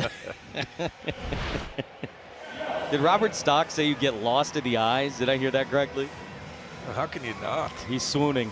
It's too good. You can see it, though. Well, that was a dead ringer. Not as much as Lucchesi. No child has ever looked as much like the adult as Joey Lucchesi. We saw that one earlier. Pitching change for the Rangers. They go to the lefty. September call-up C.D. Pelham. First pitch swinging and a diving stop by Kiner Falefa. They get one. They will not get 2. Boy, a couple of really nice plays over at third base by a guy who bounces all over the diamond. 2 away. Now, we touched on it earlier about the versatility of Kiner Falefa. Watching the reactions of going left. And a nice throw on his knees. Almost got. The runner going down to first base. Yeah, if not for that little bobble, might be another double play. Here's Manuel Margot, 1 for 2. Galvis replaces Reyes at first base. Now with 2 down, Padres have the tying run at the plate. Feels a little bit like yesterday. Padres were always close. Just couldn't get anything going against the Ranger bullpen. Now Pelham has a big fastball. Not the secondary stuff is not refined yet. To look at the numbers in the minor leagues and how he got this opportunity. 250 plate appearances in his minor league career against left-handed hitters. 1 home run. Wow. He's dominated left-handed hitting. Margot strokes that one into left center field. Calhoun's not going to get there, and we're off to the races here at Petco Park. Galvis going to score from first base. Manuel's thinking 3 on his way and safe. An RBI triple for Manuel Margot and a 1-run game here in the 7th. Very close at third. There was a slight hesitation for Margot going around second base. Now, first off, you got to love the swing of Manuel Margot, slashing, and he's handled the ball down in the strike zone very well today. Slashes this into the gap, and Freddy Galvis is off and running. There's the hesitation. And with the head-first slide just getting in ahead of the tag of Kiner Falefa. Always fun to watch Margot run. Left-handed hitting Javi Guerra was scheduled to bat. Pinch hitter Austin Hedges, a right-handed hitter, was introduced, and now Jeff Bannister going back to the mound, likely to make another change. He pats Pelham on the back. Padres have the tying run 90 feet away. Casino opening in 2019 is Zaquan's brand new 300-room resort and hotel. By your San Diego Honda dealers. Visit us at sdhondadealers.com. And by USAA, official military appreciation partner of the San Diego Padres. Kids run the bases after every Sunday home game here at Petco Park. And the Padres have finally broken through again. They had a first-inning home run from Hunter Renfroe. They get a run here on an RBI triple by Margot in the 7th, and now the tying run 90 feet away against the new pitcher, former Rocky and Cub Eddie Butler. Eddie Butler has struggled his last 8 games, giving up 16 earned runs in only 15 innings. A chance for the Padres to come back in this one. Margot at third base after bringing home Freddy Galvis on the triple to the gap. Manuel's 6th triple of the season. Hedges pinch hitting and taking outside 1-0. Austin has really brought the batting average up very nicely as the season has gone along. You know the pop is going to be there. Unable to check his swing, and now a ball and a strike.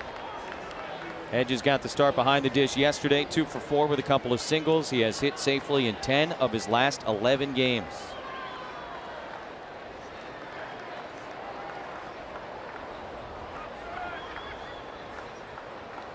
Little tapper back to the mound. Butler's got it. Long underhand toss is there, and the inning comes to a close. Padres get a run on a couple of hits. Manuel Margot with the most exciting play in baseball. The triple to the gap. That gets the Padres to within 1 here as we go to the 8th at Petco Park.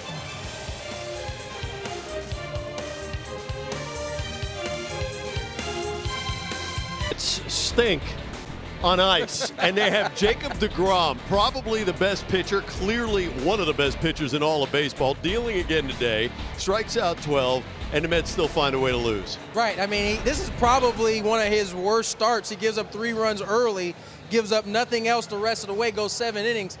And this has really much been the story for him all season long. He goes out, he pitches really well, and gets nothing in return for it. He win the Cy Young, or you go to Nola or Scherzer? Listen, it's one of those type of years this year where he's had such an extraordinary year where I think he has a really good shot of winning the Cy Young. So you are squarely on the fence. That's what I like. Tony and I working on Padres Live, the post-game show. It'll be brought to you by Cox. Guys, when we see you after the final out, we've got a kitty sit-down interview with Robert Stock, so don't miss that. Thank you much. Looking forward to it. Nomar Mazara leads off against Craig Stammen. I'll ask you the Jacob deGrom question. Did the lack of wins bother you? It doesn't bother me because it's a year where I think the Cy Young is going to be a guy that's not going to be in the playoffs. It's 3 guys, and Aaron Nola has dropped off a little bit because he's gone through struggles. I think Jacob deGrom is the fan favorite because of the really bad record by the New York Mets, but the dominance. And he's also helped himself. It's Max Scherzer and Jacob deGrom, in my opinion.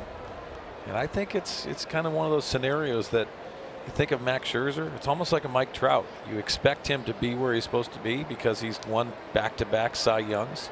I think Jacob deGrom gets it this year. I agree. I think it'd be criminal if people didn't vote for him because of the win-loss record. And obviously Scherzer is all-world as well. Can't go wrong with either one of those guys, but I would hate to see in 2018 deGrom being punished just because, as Mike said, what were his exact words? The Mets stink on ice.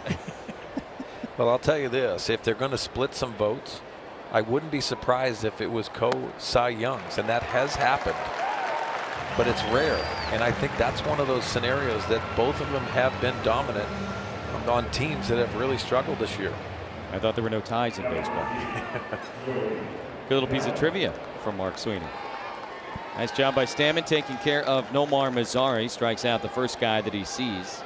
Padres have 6 outs to play with and trail by a run here in the 8th.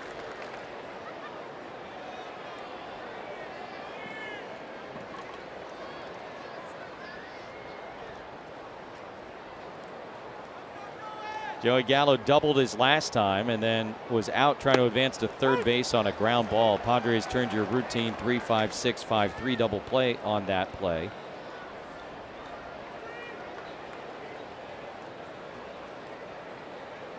Had the home run last night. Started in left field in that game, center field here this afternoon. Only a handful of starts in center this season for Gallo. Taps this one foul at the plate. And when he was in left field, of course, Eric Hosmer hit that opposite field home run that just got over the fence. Now watch Joey Gallo. We know Hosmer homers. We've seen this highlight. It's a wonderful swing by Eric and a great result for the Padres. Somebody in those seats left their popcorn out, and Gallo just helped himself. You get hungry while you play it, especially going after and trying to track those balls down. Just a big kid at heart on Kids Day. Back-to-back strikeouts for Craig Stammen. What are your feelings on stranger food? I'm not a big fan. No. But I know Prince Fielder also did that as a player. I mean, you got to be creative. I'm waiting to get back to the dugout. You don't I'll have like some that. seeds. I'll go into the clubhouse if I'm really hungry. Power bar, something like that. I'm not taking some stranger's food. But there was no one out there. Doesn't matter. It belonged to somebody else. They had their grubby hands in it. Maybe it was a freshly packed popcorn. I mean, it was fine. Maybe it wasn't even touched. You think he was keeping that close of an eye on it? Nope. Peeking over? You think he was hungry? Yeah, I'm not big on strangers' food. But hey, more power to Joey Gallo. I like how you work that.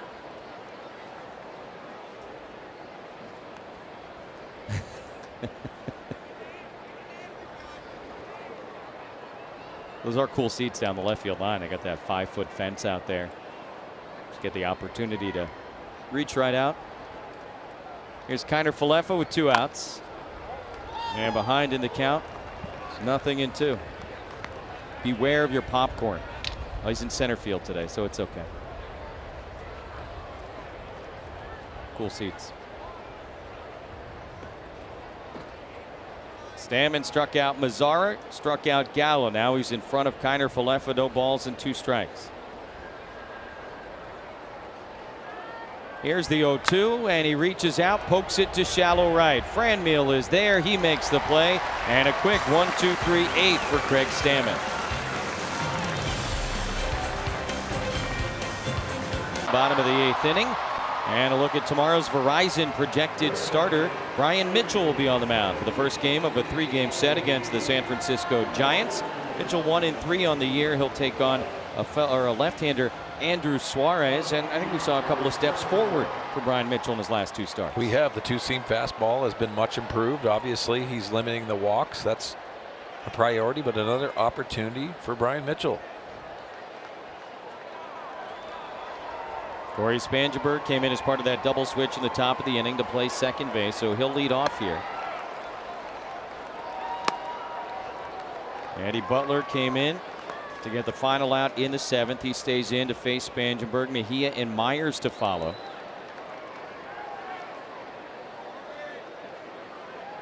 Corey appearing in his 105th big league ball game this season.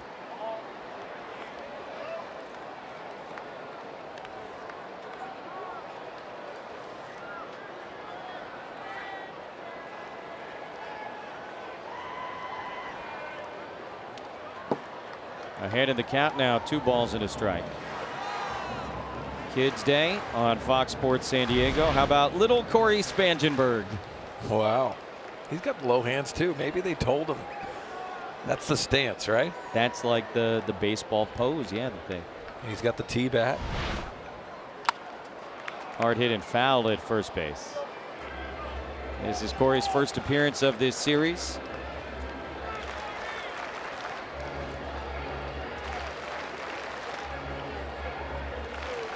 Uh-oh. Joey Gallo's back in left field. Yeah. Watch your popcorn by the 336 sign. Yep. Lino DeShields Jr. comes on defensively to play center. Going after it. Now a full count, 3-2. You mentioned Butler's struggles as of late.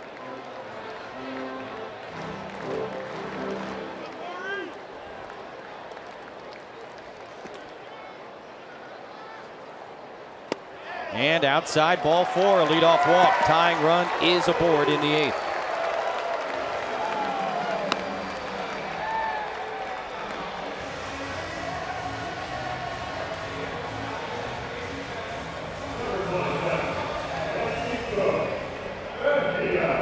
Now an opportunity for Mejia to bat left-handed for the first time. He was 0 for 3 against Minor with a strikeout.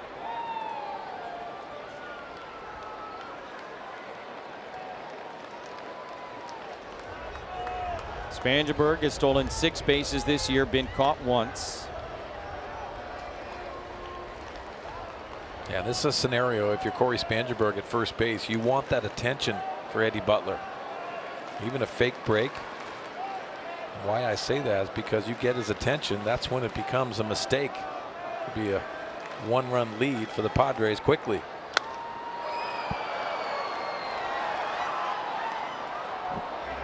Butler, a couple of years in Colorado, ended up with the Cubs. He missed a bunch of time with Chicago this year on the DL with a groin injury, and then traded to Texas late July as part of the Cole Hamels deal. Trying to reestablish himself a little bit in the American League West.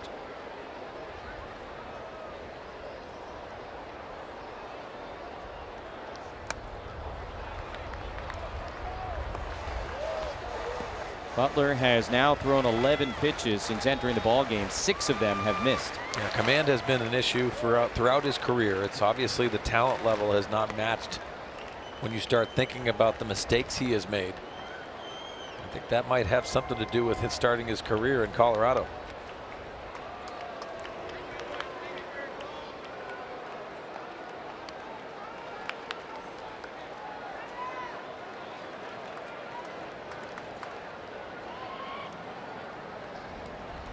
Corey's got their attention. Will he try and take a base? Not going. And now 2-1 on Francisco Mejia.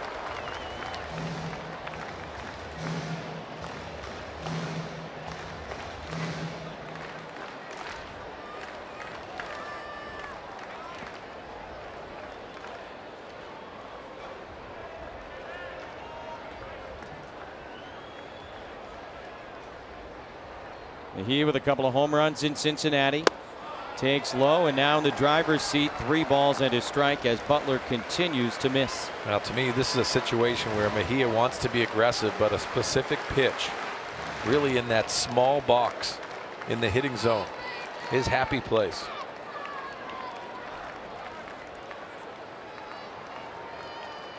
Spangenberg led off with a walk. Now 3-1 on Mejia and a big swing and a miss. Yeah, to me, that's a mistake. That's a young mistake. Reason why, because Butler's been all over the place. See, the fastball's there, but it's a borderline pitch that goes out of the strike zone.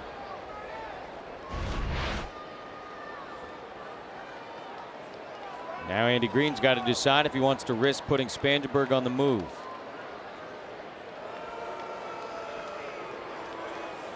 I think you do, and the reason why, because you have Myers coming up, and then also Renfroe trying to stay out of that double play ball.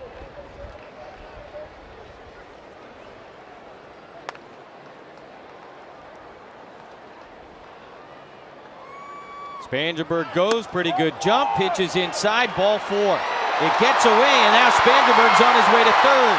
He'll get there without a play. A walk, a stolen base attempt, and an error as the Padres put the pressure on Chirinos and the Rangers. You know, tough scenario for Chirinos, and why I say this, the runner is off and running. It's a borderline pitch, so he has to assume that's a called strike. He knows this is a ball, he just holds on to it. It's a borderline pitch, and he throws it down to second. Now with Corey Spangenberg running, the slide in, and the ball comes out. Good jump by Corey Spangenberg, and always has that speed that could be a game changer. Once that gets by him, ricochets into short left field. That's another base for the Padres. Profar had the glove come right off his hand. So runners on the corners with nobody out, down by a run here in the bottom of the 8th inning. Long mound visit from Doug Brocail. Spangenberg started it with a lead walk. He's now 90 feet away representing the tying run. And yesterday's opener, Alex Claudio, who faced Myers, Reyes, Renfroe, and Hosmer in the first inning. Looks like he is hot and ready to go in the bullpen. Remember, Claudio last year had 11 saves for the Texas Rangers. He was a part-time closer, so he has that ability to pitch those much-needed innings late in tight ball games. Will an even 300 with runners in scoring position this year.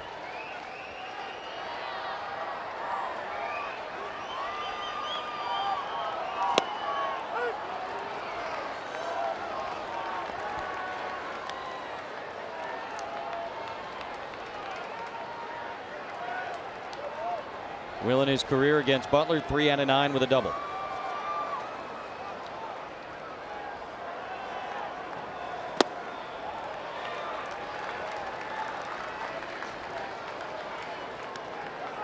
"17 pitches thrown by Butler, only 7 have been strikes. Back-to-back walks after getting Hedges on the ground ball last inning.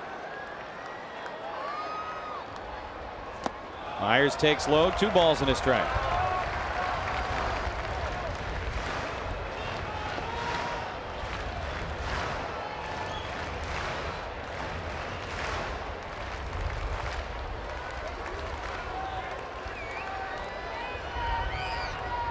Spangenberg, potential tying run, is at third base.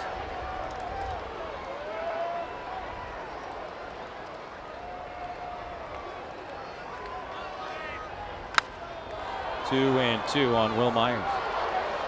He was late on that fastball. Looked like he was sitting off speed.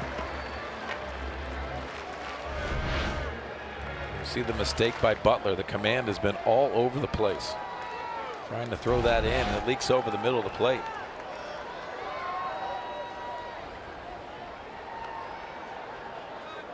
Now the 2-2, and Myers a topper foul at home plate.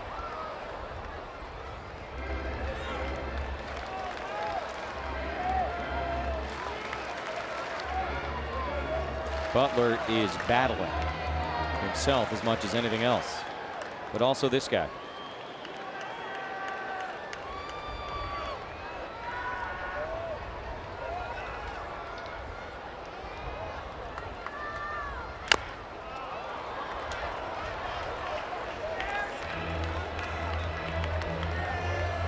Now the Rangers have made a conscious effort in trying to pitch Will Myers inside. That two-seam fastball has been prevalent today.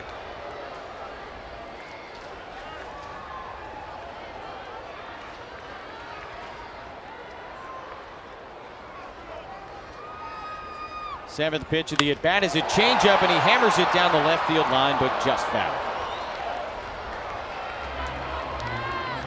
That's okay, because that's a mistake on that changeup. I like how Will Myers is firing on that.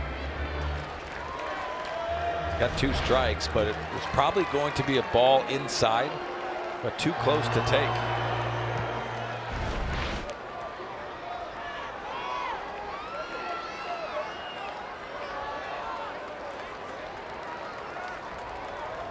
So now the 8th pitch of the at-bat, and he swings and misses, strike 3.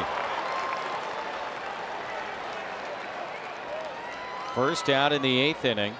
Still runners on the corners, and Renfroe coming up. Yeah, you think, let's go pitch by pitch, because Will Myers coming into this at bat. Butler is going .321 against right-handed pitchers. You see the sequencing and continuing to pound the baseball with the fastball in, a couple changeups mixed into that, and he keeps on battling, gets another opportunity, and this is the 97-mile-an-hour fastball, just elevated enough to get Will Myers, and that's a big strikeout. So Butler will depart with 2 on and 1 out in a 1-run game. Back in the first inning. Oh boy, Kids Day. Get out your protractors, geometry students. A 45-degree launch angle, and this thing gets over the left field fence for Renfroe's team leading 23rd home run of the season.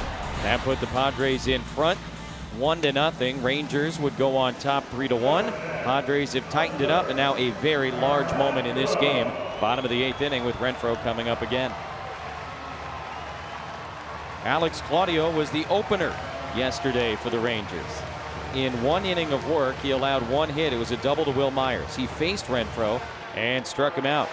So round 2 here for Hunter Renfroe against the left-hander Alex Claudio. Yeah, Claudio loves the changeup. Threw a lot of them yesterday, even when he started that game. It's like you look for that pitch and try to elevate it. He has had troubles against right-handed hitting, but he's got Renfroe out in front, 0-1. Padres had runners on the corners, nobody out. Now runners on the corners, 1 out.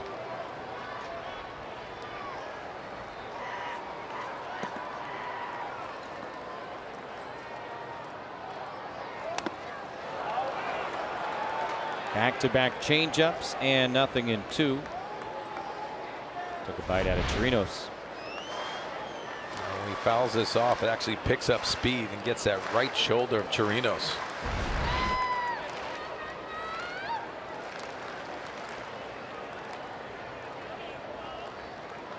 You wear all the padding, all the equipment, and it finds the collarbone somehow. He's good enough. It's life as a catcher. Spangenberg at third base.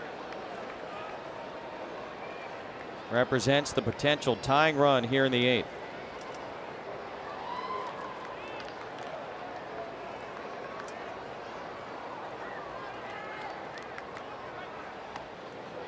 Check on Mejia, a big run himself.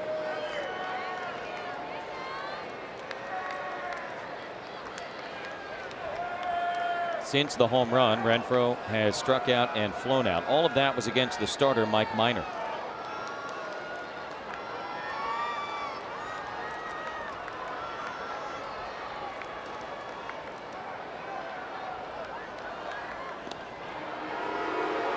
No, Jesse, you'll see Chirinos. He'll tap the ground with his glove after he makes the signals for the play.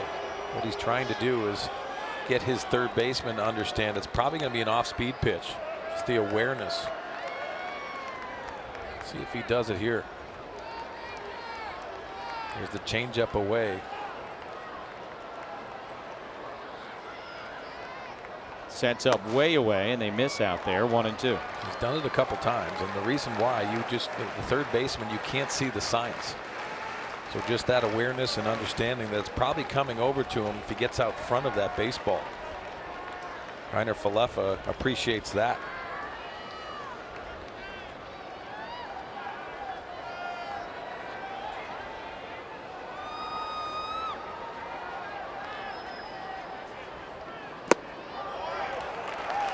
From 0-2 to 2-2 on Hunter Renfroe. I almost get the sense that Claudio is just setting it up and trying to throw that changeup as many times as he can. Want to give a different look on that pitch and didn't want anywhere close to the strike zone.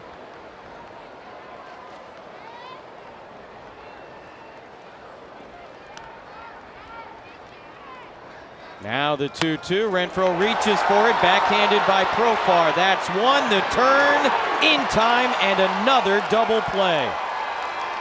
Renfroe was going about as fast as he could, home to first, but beautifully turned by the Texas infield. That has been a theme of this series. Profar and Odor get it done, and the inning is over.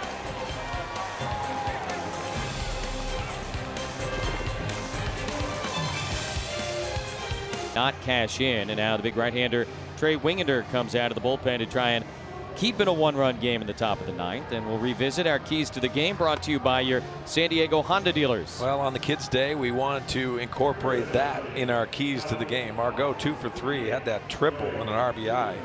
Renfroe, as you saw, hitting that double play, but did have that solo home run. And Jacob Nix, much improved today.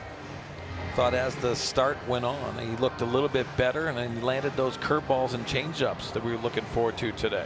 We were saying it at the very beginning of the game. There are going to be ups and downs for these young guys, pitchers in particular. Nick's 22 years old. This was certainly back towards a peak rather than a valley today. I agree. You know, in between starts now, going into that bullpen session, he has a lot to work on still, but has a lot to be happy about today. Trey Wingender pitching for the second consecutive day. He faced only one batter last night. It was Adrian Beltre. He walked him, and Beltre would come in to score. That kind of got the big sixth inning going for the Rangers. He faces Ronald Guzman here as the shadows begin to creep onto the playing field at Petco Park. Thought he went, and he did. 0-2 on Guzman, who doubled and scored what is right now the run that is the difference in this game.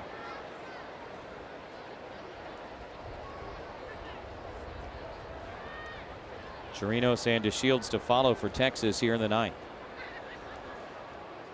Got him. Just blew the fastball right past him. 99 miles an hour from Trey Wingender. Wingender's at his best when he's aggressive, and why not? Because you should have that when you're throwing 99 mile an hour above the barrel of Ronald Guzman. That's impressive.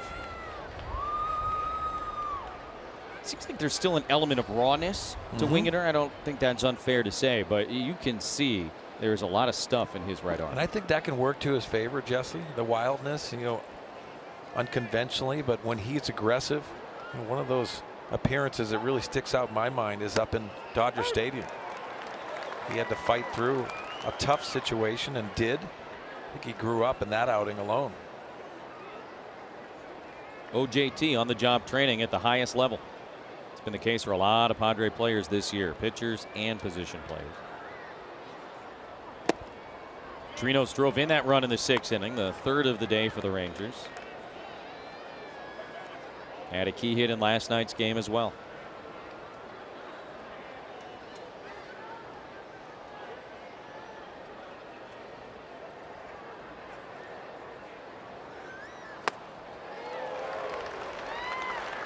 That's a filthy slider, and now 1-2. And I think that's where you're going to see the refinement. We've seen some very good sliders from Wingender, but there's been inconsistency as well.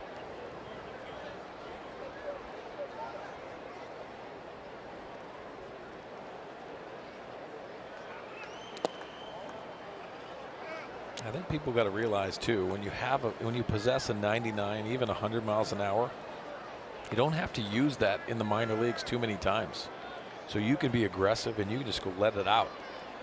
Here at the big leagues, even though they can handle velocity a lot easier, the strike zone starts shrinking down,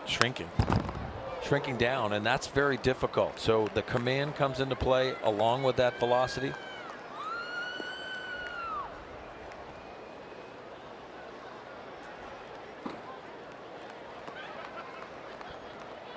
funny, I think as fans, you know, we realize, obviously, that the big leagues is harder than AAA, but when you really start talking to baseball players about it, it's almost like a completely different game. Yeah, it's a big jump.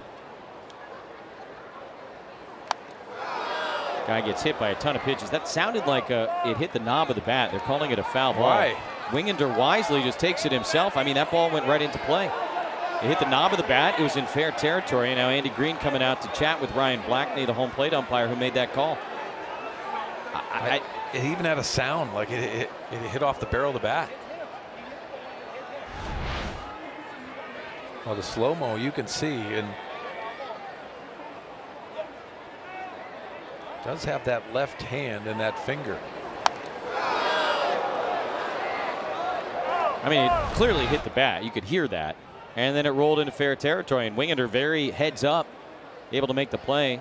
And Andy demonstrating exactly what happened to Ryan Blackney. I'm sure he loves that.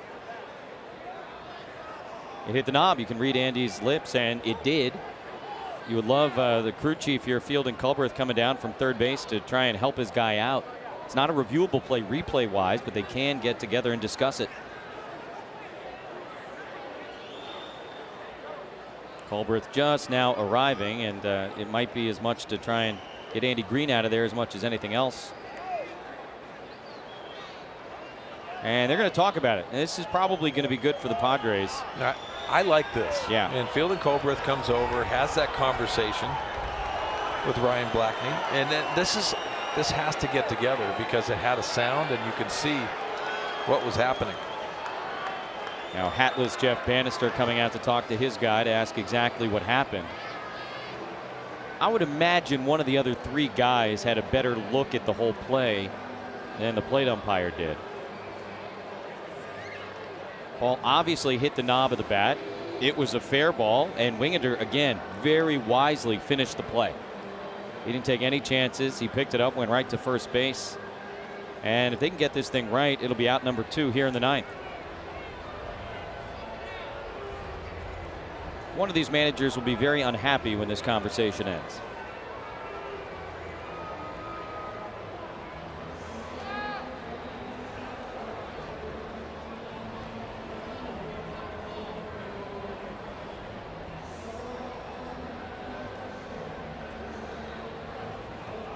The hard thing is that they called time immediately when it was off the bat.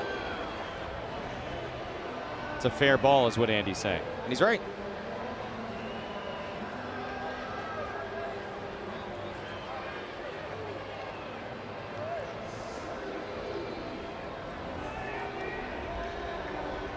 Now they'll go talk to Jeff Bannister.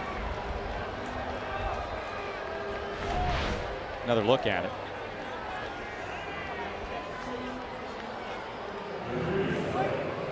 And it sounds like now they are going to put on the headsets and talk to New York. Now, fair or foul is not reviewable on the infield, but see Wingender again finishing the play, and that might be a key element to it here. Fingers don't sound that way, bats do. Well, it goes off the knob of the bat. It's going to vibrate your hand, so you're going to have that reaction. But to me, clearly, it sounded like it went off the bat.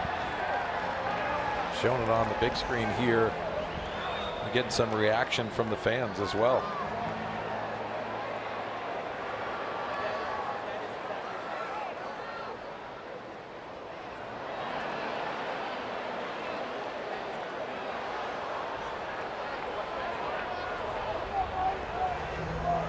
And again, it didn't look like the ball hit anything around home plate that could make it foul. It didn't hit the catcher. I don't believe it hit the dirt, in back of home plate. It just rolled onto the infield. Certainly a tough luck moment for Chirinos at the plate, but it happens. It sure does. Check swings. You've seen it happen so many times where guys are trying to get out of the way. But to your point, Jesse, Trey Wingender made the right play. Aggressively grabbed the ball and went over and tagged first base on his own. Trained engineering student at Auburn. Smart guy on the field and off. And a headsy moment that hopefully for him and the Padres, results in an out here in a 1-run game in the 9th inning. This is a long conversation with New York. Just imagine a world, by the way, in which the umpires would take these headsets off, make a quick announcement to the crowd and the viewers here to explain what they were looking at, why, and here's the call. It's all a dream at this moment, but maybe someday in Major League Baseball.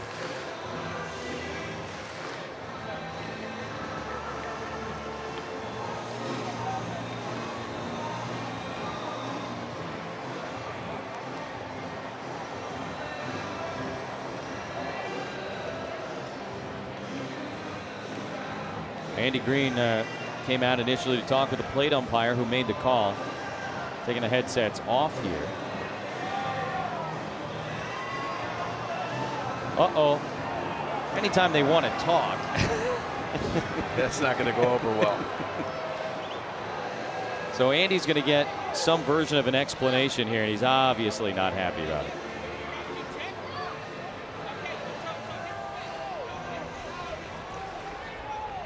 And again, we may or may not get some information from MLB after the fact. We really would love the umpires to be able to address the paying customers in the ballpark, the folks watching on television, listening on radio, be able to explain what happened. And I think Andy's out there at this point to make a point. And there he goes. He's been ejected.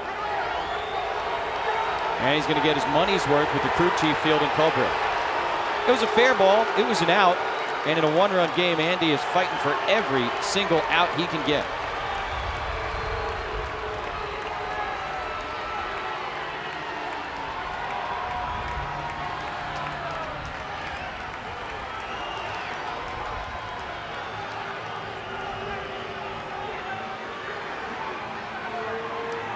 I feel like Culbreth gave him a little bit of leash to argue. The rule by the books says you cannot argue with anything after review because it's not the responsibility of the umpires here. And Culbreth let him get a few words in, but I think Andy at that point was out there to make his point, and he did. Here's the play again. I mean, it's a weird one, certainly, but it was messed up on the field. And the ball comes in on Chirinos, hits the knob of the bat, and rolls out to the pitcher, Trey Wingeter. And Trey heads up. He says, hey, that's a ground ball. Mejia's pointing. He knows. And look at this point. The plate umpire still has not done anything. He's just watching. And Wingeter takes it. Eventually, they, I guess, call it a foul ball. And now, by the way, the umpires are back on the headsets in New York, although this could just be to figure out what the count is. They can do that. And now they're saying what? It hit the knob of the bat? I understand Chirinos got hit on that left hand. They're giving him a base. Okay, so it's a hit by pitch. To me, this is embarrassing. It's embarrassing in baseball. I'm sorry. Bad mechanics and absolutely just brutal communication. And again, that's the thing that bothers me more than anything else. Leaving everybody here guessing as to what's going on. And obviously, when all was said and done, they have ruled this a hit by pitch. That was about 5 minutes of sitting around and waiting, and now Mark McGuire, the bench coach, takes over the club. Yeah, you're talking about a mistake with a 1-run ball game. And the frustration for the Padres is very warranted.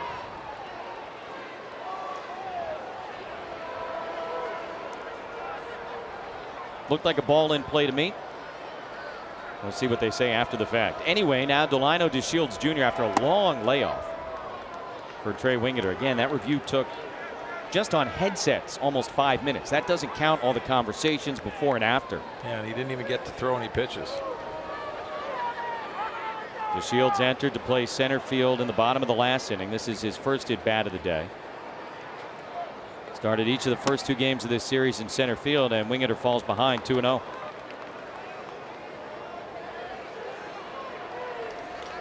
I don't understand that. Through all of the whole process and the length of time, Trey Wingeter stands out there, and then he's got to throw a pitch after 5 minutes of doing nothing.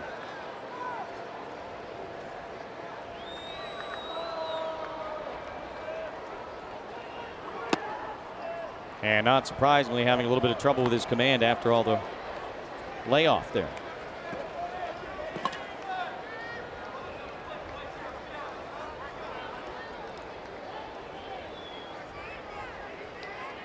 3-0 to Delino DeShields Jr.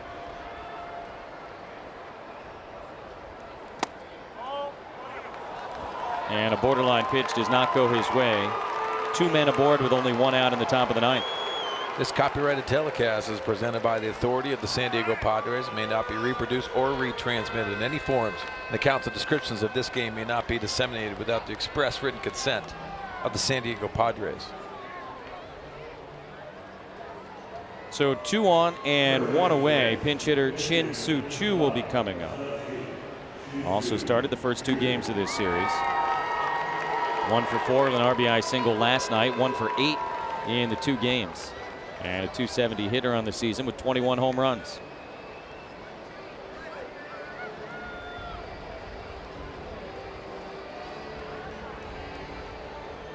Darren Balsley going to go out and go over that scouting report with Wingeter. Probably also try and refocus him a little bit after all the mania here in the 9th inning. Here's what I don't understand about it. And I'm not a rules book expert. I read it, I dive into it, I do study it, but I don't consider myself a rules expert the way some do. But the ball was in play, and I don't understand how you can have a hit by pitch when there's a ball in play. Am I crazy for thinking that way? No, not at all. And it had the sound, and obviously what they were looking at is maybe were they calling time at a certain point. I think Andy Green understood that he had an explanation going into the review that they went on the cans for the first time and didn't get a good response on the way back, and he had a gripe. But that clearly looked like it hit off the knob of the bat. Still no word from the umpire command center, New York City, about what was being looked at there and what their decision was. Obviously, there were 2 reviews. And eventually, on what looked like a ground out to the pitcher, Robinson Chirinos was awarded first base.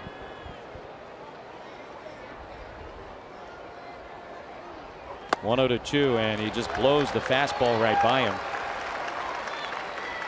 Now, I don't think he offered at it, but it was in play. It hit the bat in fair territory. I don't know that I've ever seen a hit by pitch on a ball in play before.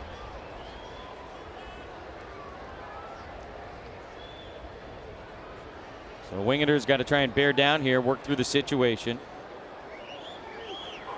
And now 2 balls and a strike to Choo.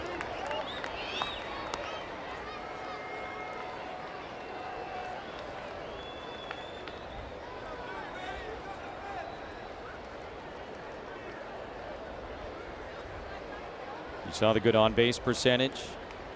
Choo with more hits and more walks than any other Ranger this year, an all-star for the first time this season. No chance, 2-2. Back-to-back elevated fastballs, and that one had a good finish on it. It looked like Choo was going to sell out for that fastball.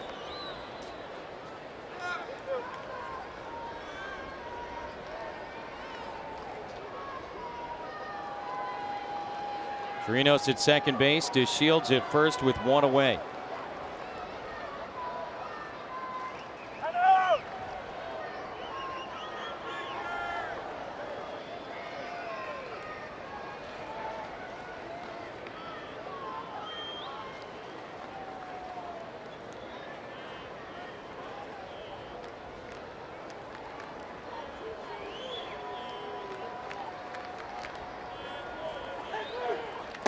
Now full count, 3-2.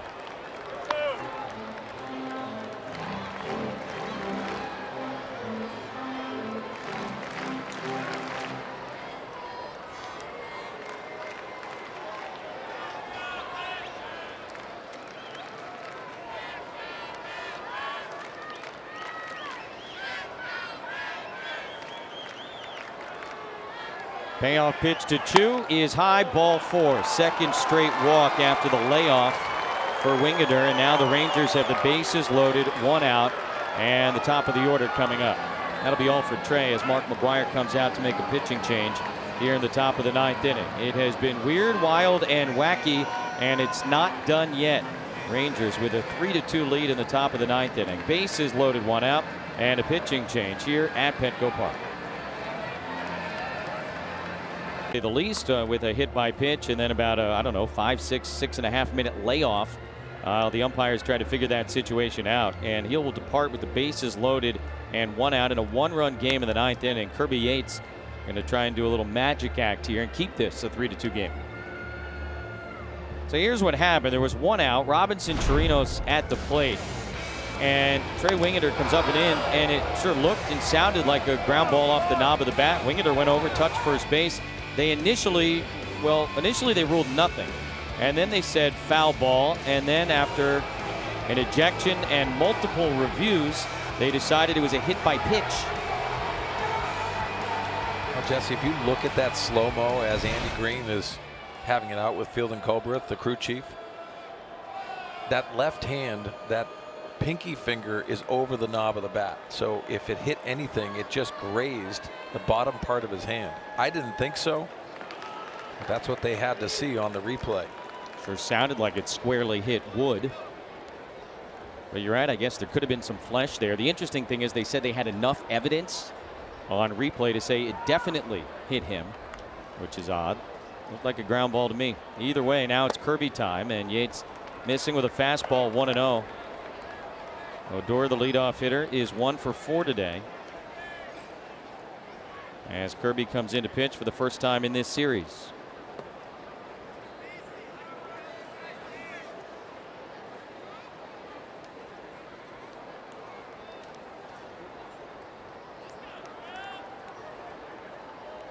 Each of Kirby Yates' last 3 appearances ended with a save. A couple in Cincinnati and Seattle.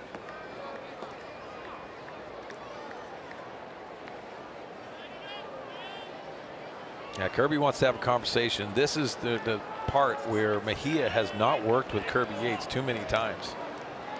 So they need to get on the same page. Bases loaded, big situation, and a hitter's count.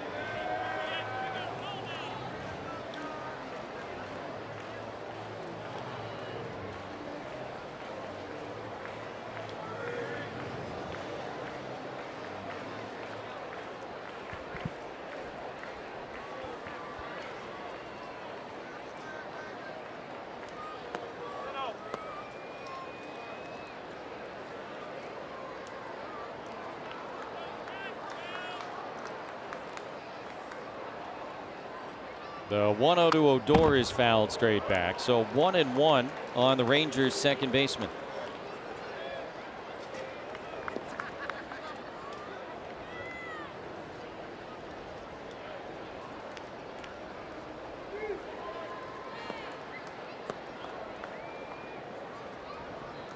The 3 men on base have reached via a controversial hit by pitch and a couple of walks.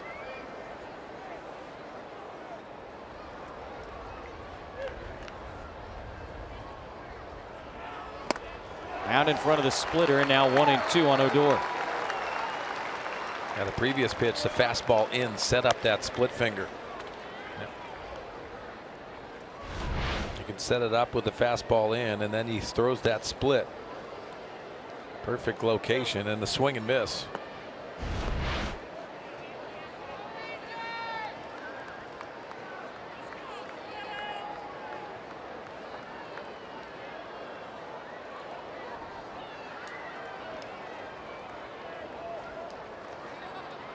Now the 1-2, and Odor takes. Nice stop by Mejia on that splitter.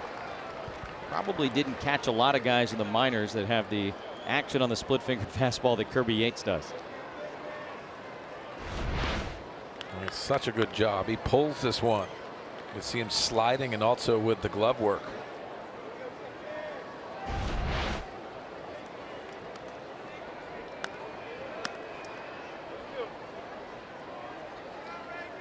I think he throws him another one.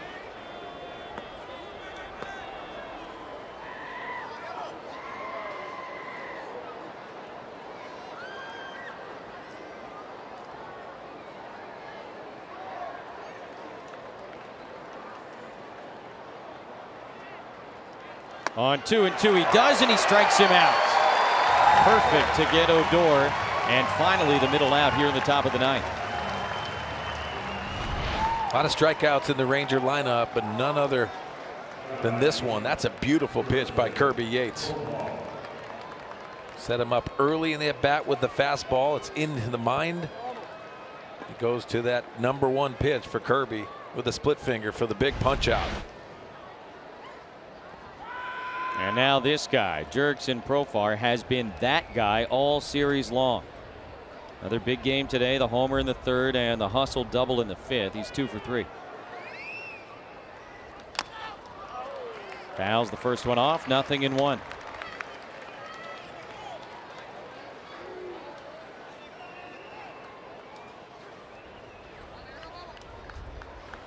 He is now 6 for 11 in the series.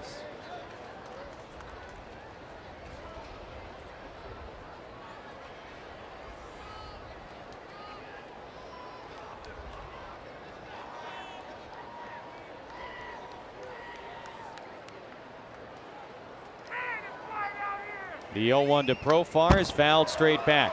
We got an explanation, by the way, on MLB on the 2 reviews. The first review was to check if they could review the play, which said they could not, in terms of whether there was a swing or not. So they were checking the rules, and then they said we can't challenge it. The second review, obviously, was to see if the batter was hit by a pitch, and they said that definitively the umpire in New York could see that Chirinos was hit by the pitch. Definitively. He'd be the judge. Bases loaded, 2 outs after all of that. Main thing is to try and keep this a 1-run game with Hosmer, Reyes, and Galvis coming up in the bottom of the 9th.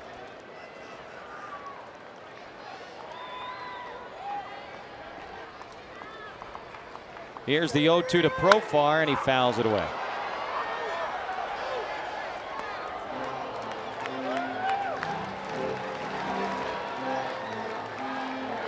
Just a tick behind that 96-mile-an-hour fastball. Maybe that split finger is in his mind. I still think he's going to get it here.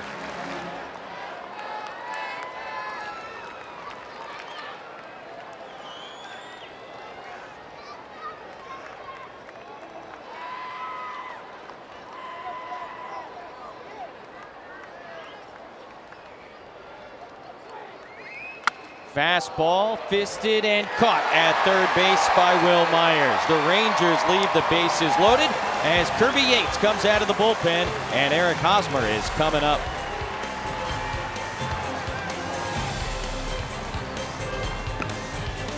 Hosmer will lead it off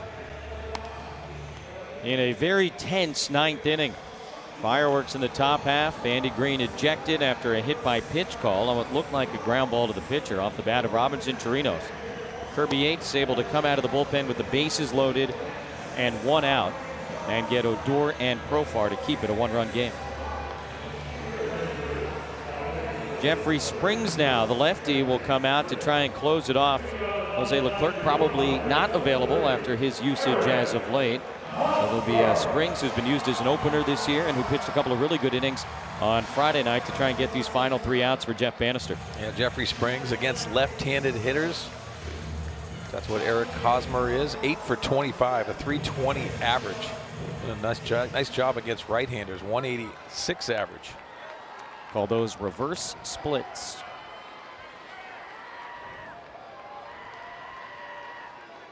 Nice job by Kirby Yates in the top of the 9th. Padres will try and make a winner out of him here in the bottom half as Hosmer takes outside. Eric is 1 for 3. That double was a hard hit opposite field shot in the 1st inning. Had the 3-run homer yesterday. And now in front, 2 balls and no strikes.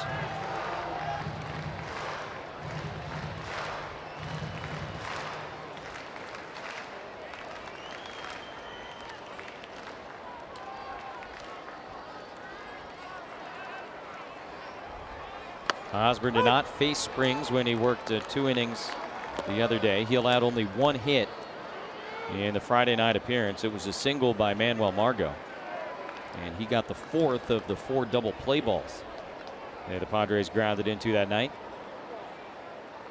Hosmer out in front, 2-2.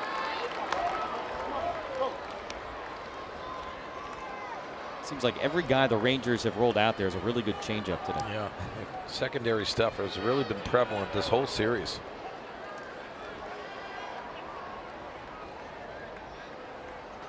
Reached for and grounded to second base. So Odor has him 1 away.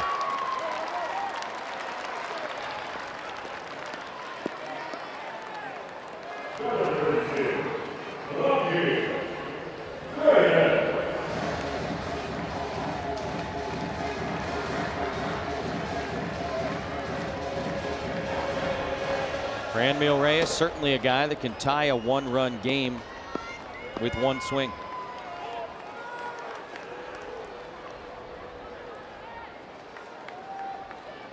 Springs out there looking for his first major league save and gets a call, strike one.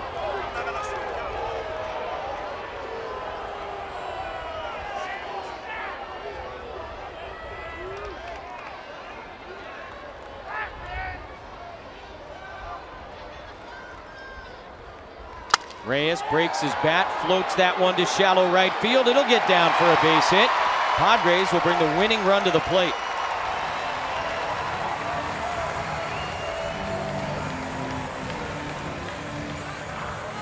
What do they say? A bloop and a blast?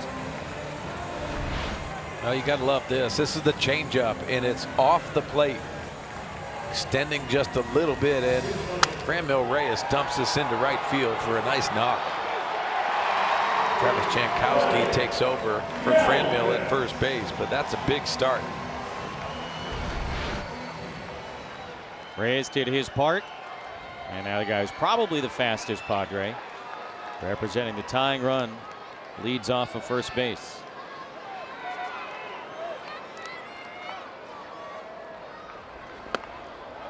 Freddy Galvis takes a fastball low. He's ahead in the count, 1-0, looking down to Glenn Hoffman.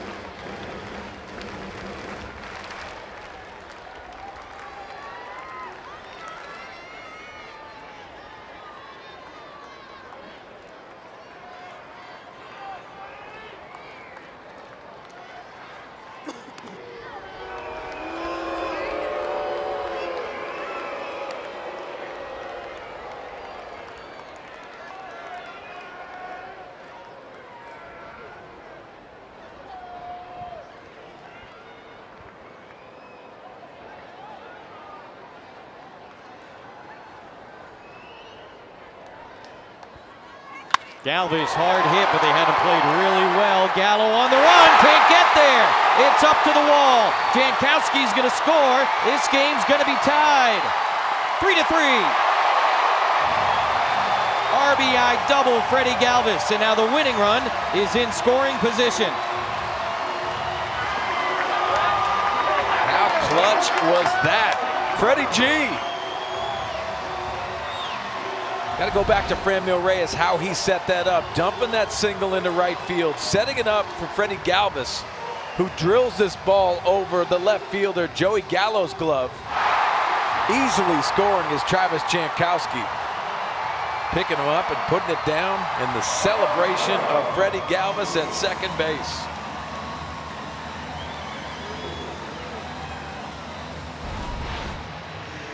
It will not be the first big league save in Jeffrey Springs' career. Reyes started it, Jankowski picked him up, and now a big spot for Manuel Margot. He had an RBI triple in his last at bat and is 2 for 3 on the afternoon. He's handled it so well on the bottom part of the strike zone in both of his hits today.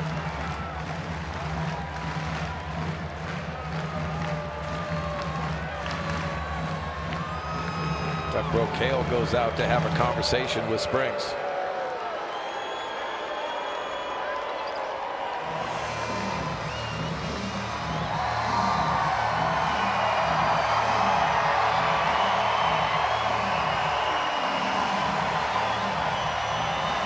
Part of that conversation could be whether or not they want to pitch to Manuel Margot here. A.J. Ellis has stepped into the on-deck circle with the pitcher's spot next.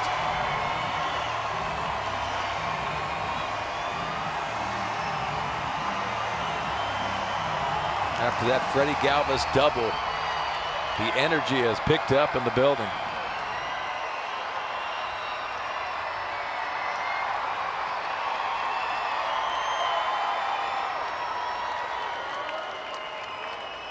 Winning run in scoring position. And now 1-1 on Margot.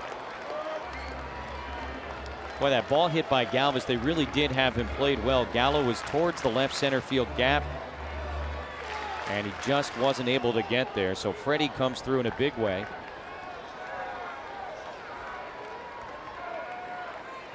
Padres in search of what would be their 5th walk-off win of the season.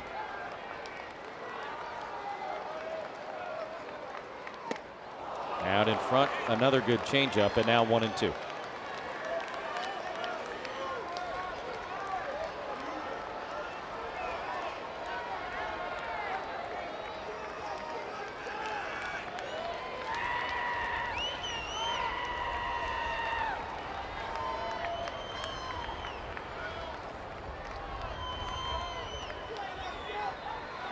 Ball 2.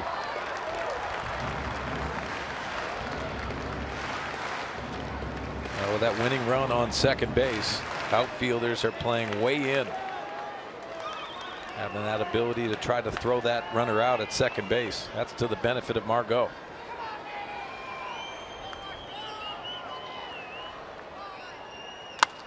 Pretty well out to left field. Gallo, though, in and out of the shadows, able to make the catch, and that is out number 2 in the bottom of the 9th.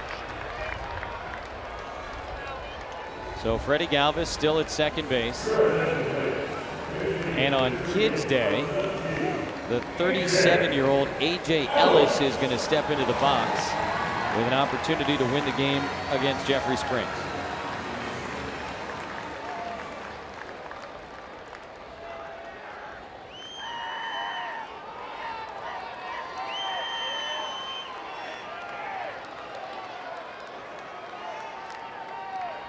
AJ pinch hit in the game here on Friday night, his first appearance in a game since September 2nd. And he takes strike 1 from Springs. This is a good matchup for AJ Ellis. Why? Because he has the ability to go the other way. Keeps him on the changeup of Springs.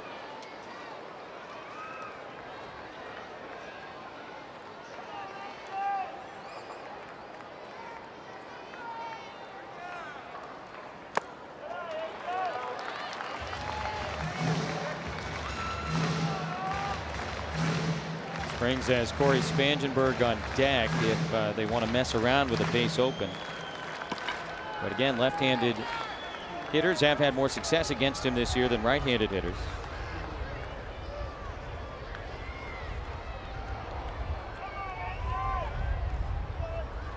Ellis takes, and now 2 balls in his strike. Well, he got a good look at that changeup. That's a good sign. All borderline pitches to AJ Ellis.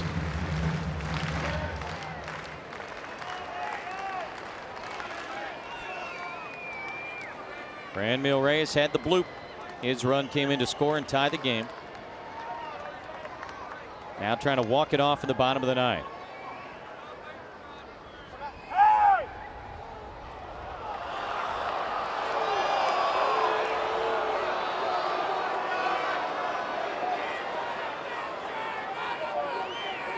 Kirby Yates came on to get the final 2 outs in the top of the inning and leave the bases loaded. He would win if the Padres can get Freddy Galvis home from second. 2-1 to Ellis. That's in the dirt, and a nice stop by Chirinos. 3-1. Now in an ideal hitter situation, I don't think Ellis is going to get an opportunity here.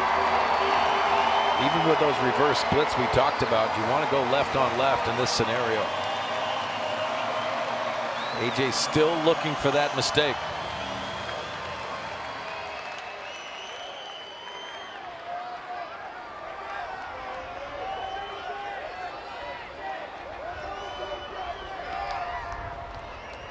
The 3-1 to Ellis is on the corner. And now a full count, 3-2. The professional at bat continues, and I think AJ Ellis is in that scenario where he's looking for that ball away. Priority is for Freddy Galvis to get off on his secondary. And it's ball 4. It gets away from Chirinos. Now Galvis going to get to third base. That could certainly change how they want to approach Corey Spangenberg with the winning run 90 feet away. So a walk and a wild pitch.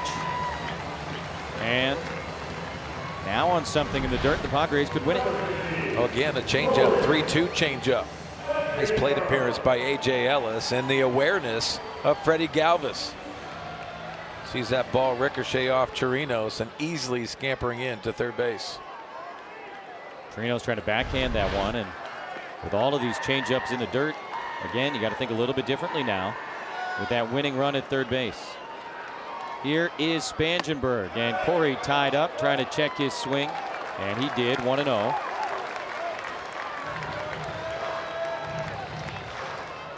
Corey has one walk-off hit in his major league career. It was very memorable. His second major league game back in 2014, a home run against the Diamondbacks. What's interesting is the outfield really hasn't moved. They're still playing in. Even with 2 outs, guy on third base, you wouldn't expect them to have to throw anybody out. Most likely he played normal depth. See DeShields in center field, really shallow. See if Corey can put something over their heads. Now 2-1.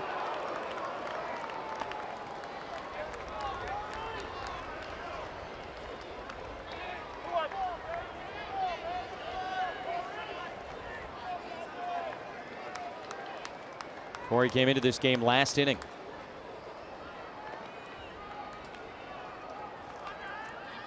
And now 3 balls and a strike. Francisco Mejia would be next.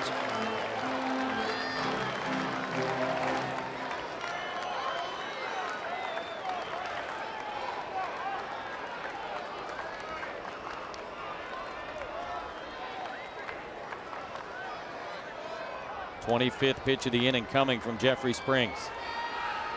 And on 3-1, a foul ball to fill the count.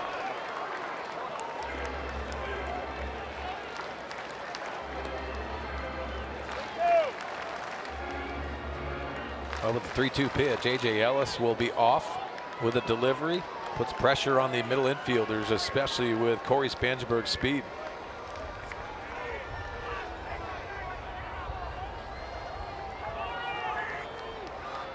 Now the payoff pitch, and in the air, foul, out of play.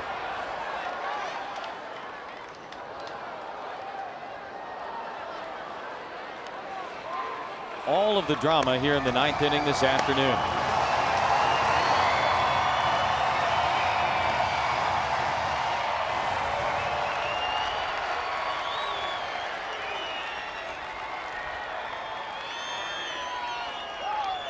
Another 3-2 pitch. Spangenberg reaches for it and again fouls it back.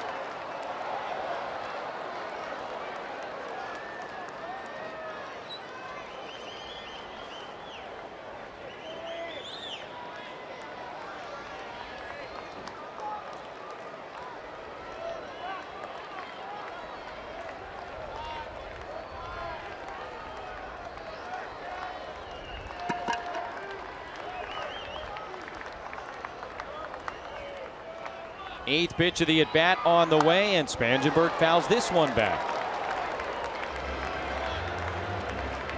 A.J. Ellis is getting his work in.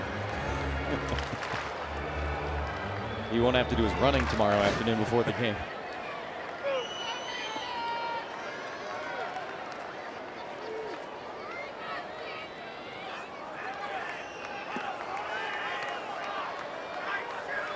Now the 9th pitch of the at-bat. It's outside, ball 4.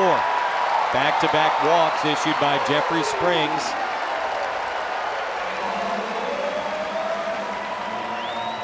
It'll be up to the kid, Francisco Mejia.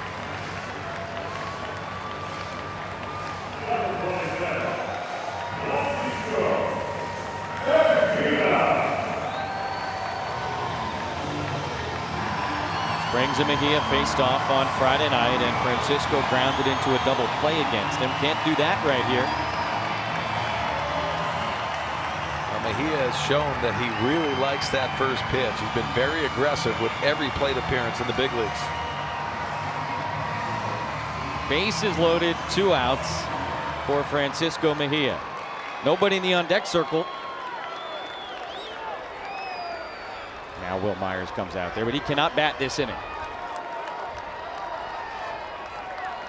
Mejia playing in his 10th game as a Padre. Swings at the first pitch and launches it. Oh, you gotta be kidding me. It's a grand slam.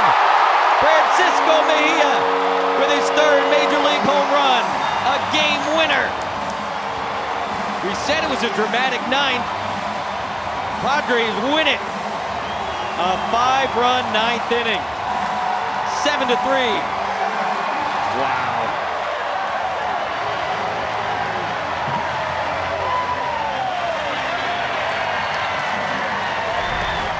Jesse, on Kids Day, why not? A changeup that's launched out to left, and that's his staple moment. Francisco Mejia, the 22-year-old, with a bomb to end it for the Padres. His first home run from the right side. The kid gets it done. Oh boy, what a ninth inning here at Petco Park.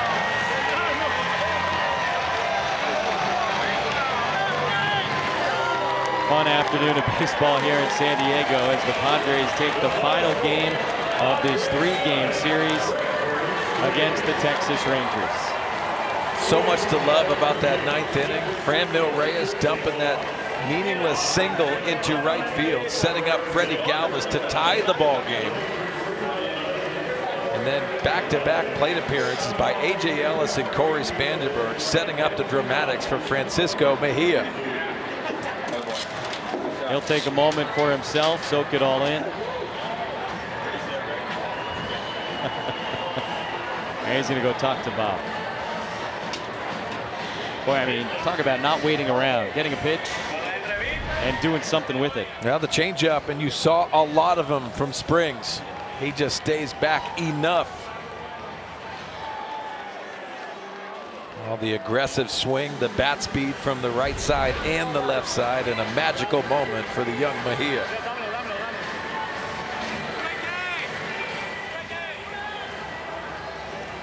Padres get their 5th walk-off win of the season, the 2nd via home run. The grand slam wasn't needed, but it was pretty special. Let's go downstairs. Bob is with Francisco Mejia. Thank you, Jesse. We're here with Francisco Mejia. Francisco, congratulations. Such an exciting moment. How does it feel to have your first walk-off grand slam home run? ¿Cómo se siente, papá? Háblanos. Bueno, me siento bien y feliz. Fui allá, busqué un buen picheo, un buen swing y me siento muy feliz, contentamente. Yeah, feeling really happy, feeling awesome. I was able to get that pitch, put a good swing on it. It's great, feeling happy. You know, what are you thinking when you walk up to the plate in that situation? Obviously, you're looking for something good to hit, but it looked like a first pitch changeup. Were you cheating off speed at all? Pues, ¿qué pasó por la mente en ese turno? ¿Qué buscabas? Parece que fue un cambio en el picheo, pero ¿qué pasaba por la mente? No, andaba buscando un buen picheo para poner un buen swing, porque no necesitamos un swing grande, solamente poner buen juego. Honestly, just looking for a good pitch. I wasn't trying to get too big there. I wanted to put a good swing on it, and I got it. How difficult is it to hit with these shadows going on right now? ¿Qué tan difícil es con la sombra, pues? Bueno, con la sombra tiene que buscar un picheo alto, un poco alto en la zona, porque cuando bajo es difícil verla. Yeah, it's a little bit hard, but just looking for something up in the zone, and that's what I got. You know, you've hit some home runs from the left side. How good does it feel to hit the first one from the right side in front of this home crowd and send all these fans home with a victory? Pues que había sacado unas bolas ahí a los zurdos. ¿Cómo se sintió ahí bateando a la derecha? Bueno, como te dije, fui cómodo y fui a buscar un buen picheo y creo que el momento lo hizo todo. Yeah, I felt good. I felt comfortable. Went up there looking for a good pitch, and I think the moment was awesome. It was an awesome moment. Frankie, congratulations. Go enjoy the celebration. Thank you so much. All right. Frankie getting it done, Jesse. What a great moment for him and these Padres fans. Back over to you. Better believe it. Thank you, Bob. Thank you, Francisco. Thank you, David Longley, for your skills. A walk-off grand slam. Padres Live is next. Mike Pomerantz, what have you got? Well, it's hard to top that's for sure, but we'll relive that moment from Francisco Mejia. And in that it is Kids Day, you'll hear a nice kids interview with our Robert Stock. So we'll see you in moments on the postgame show.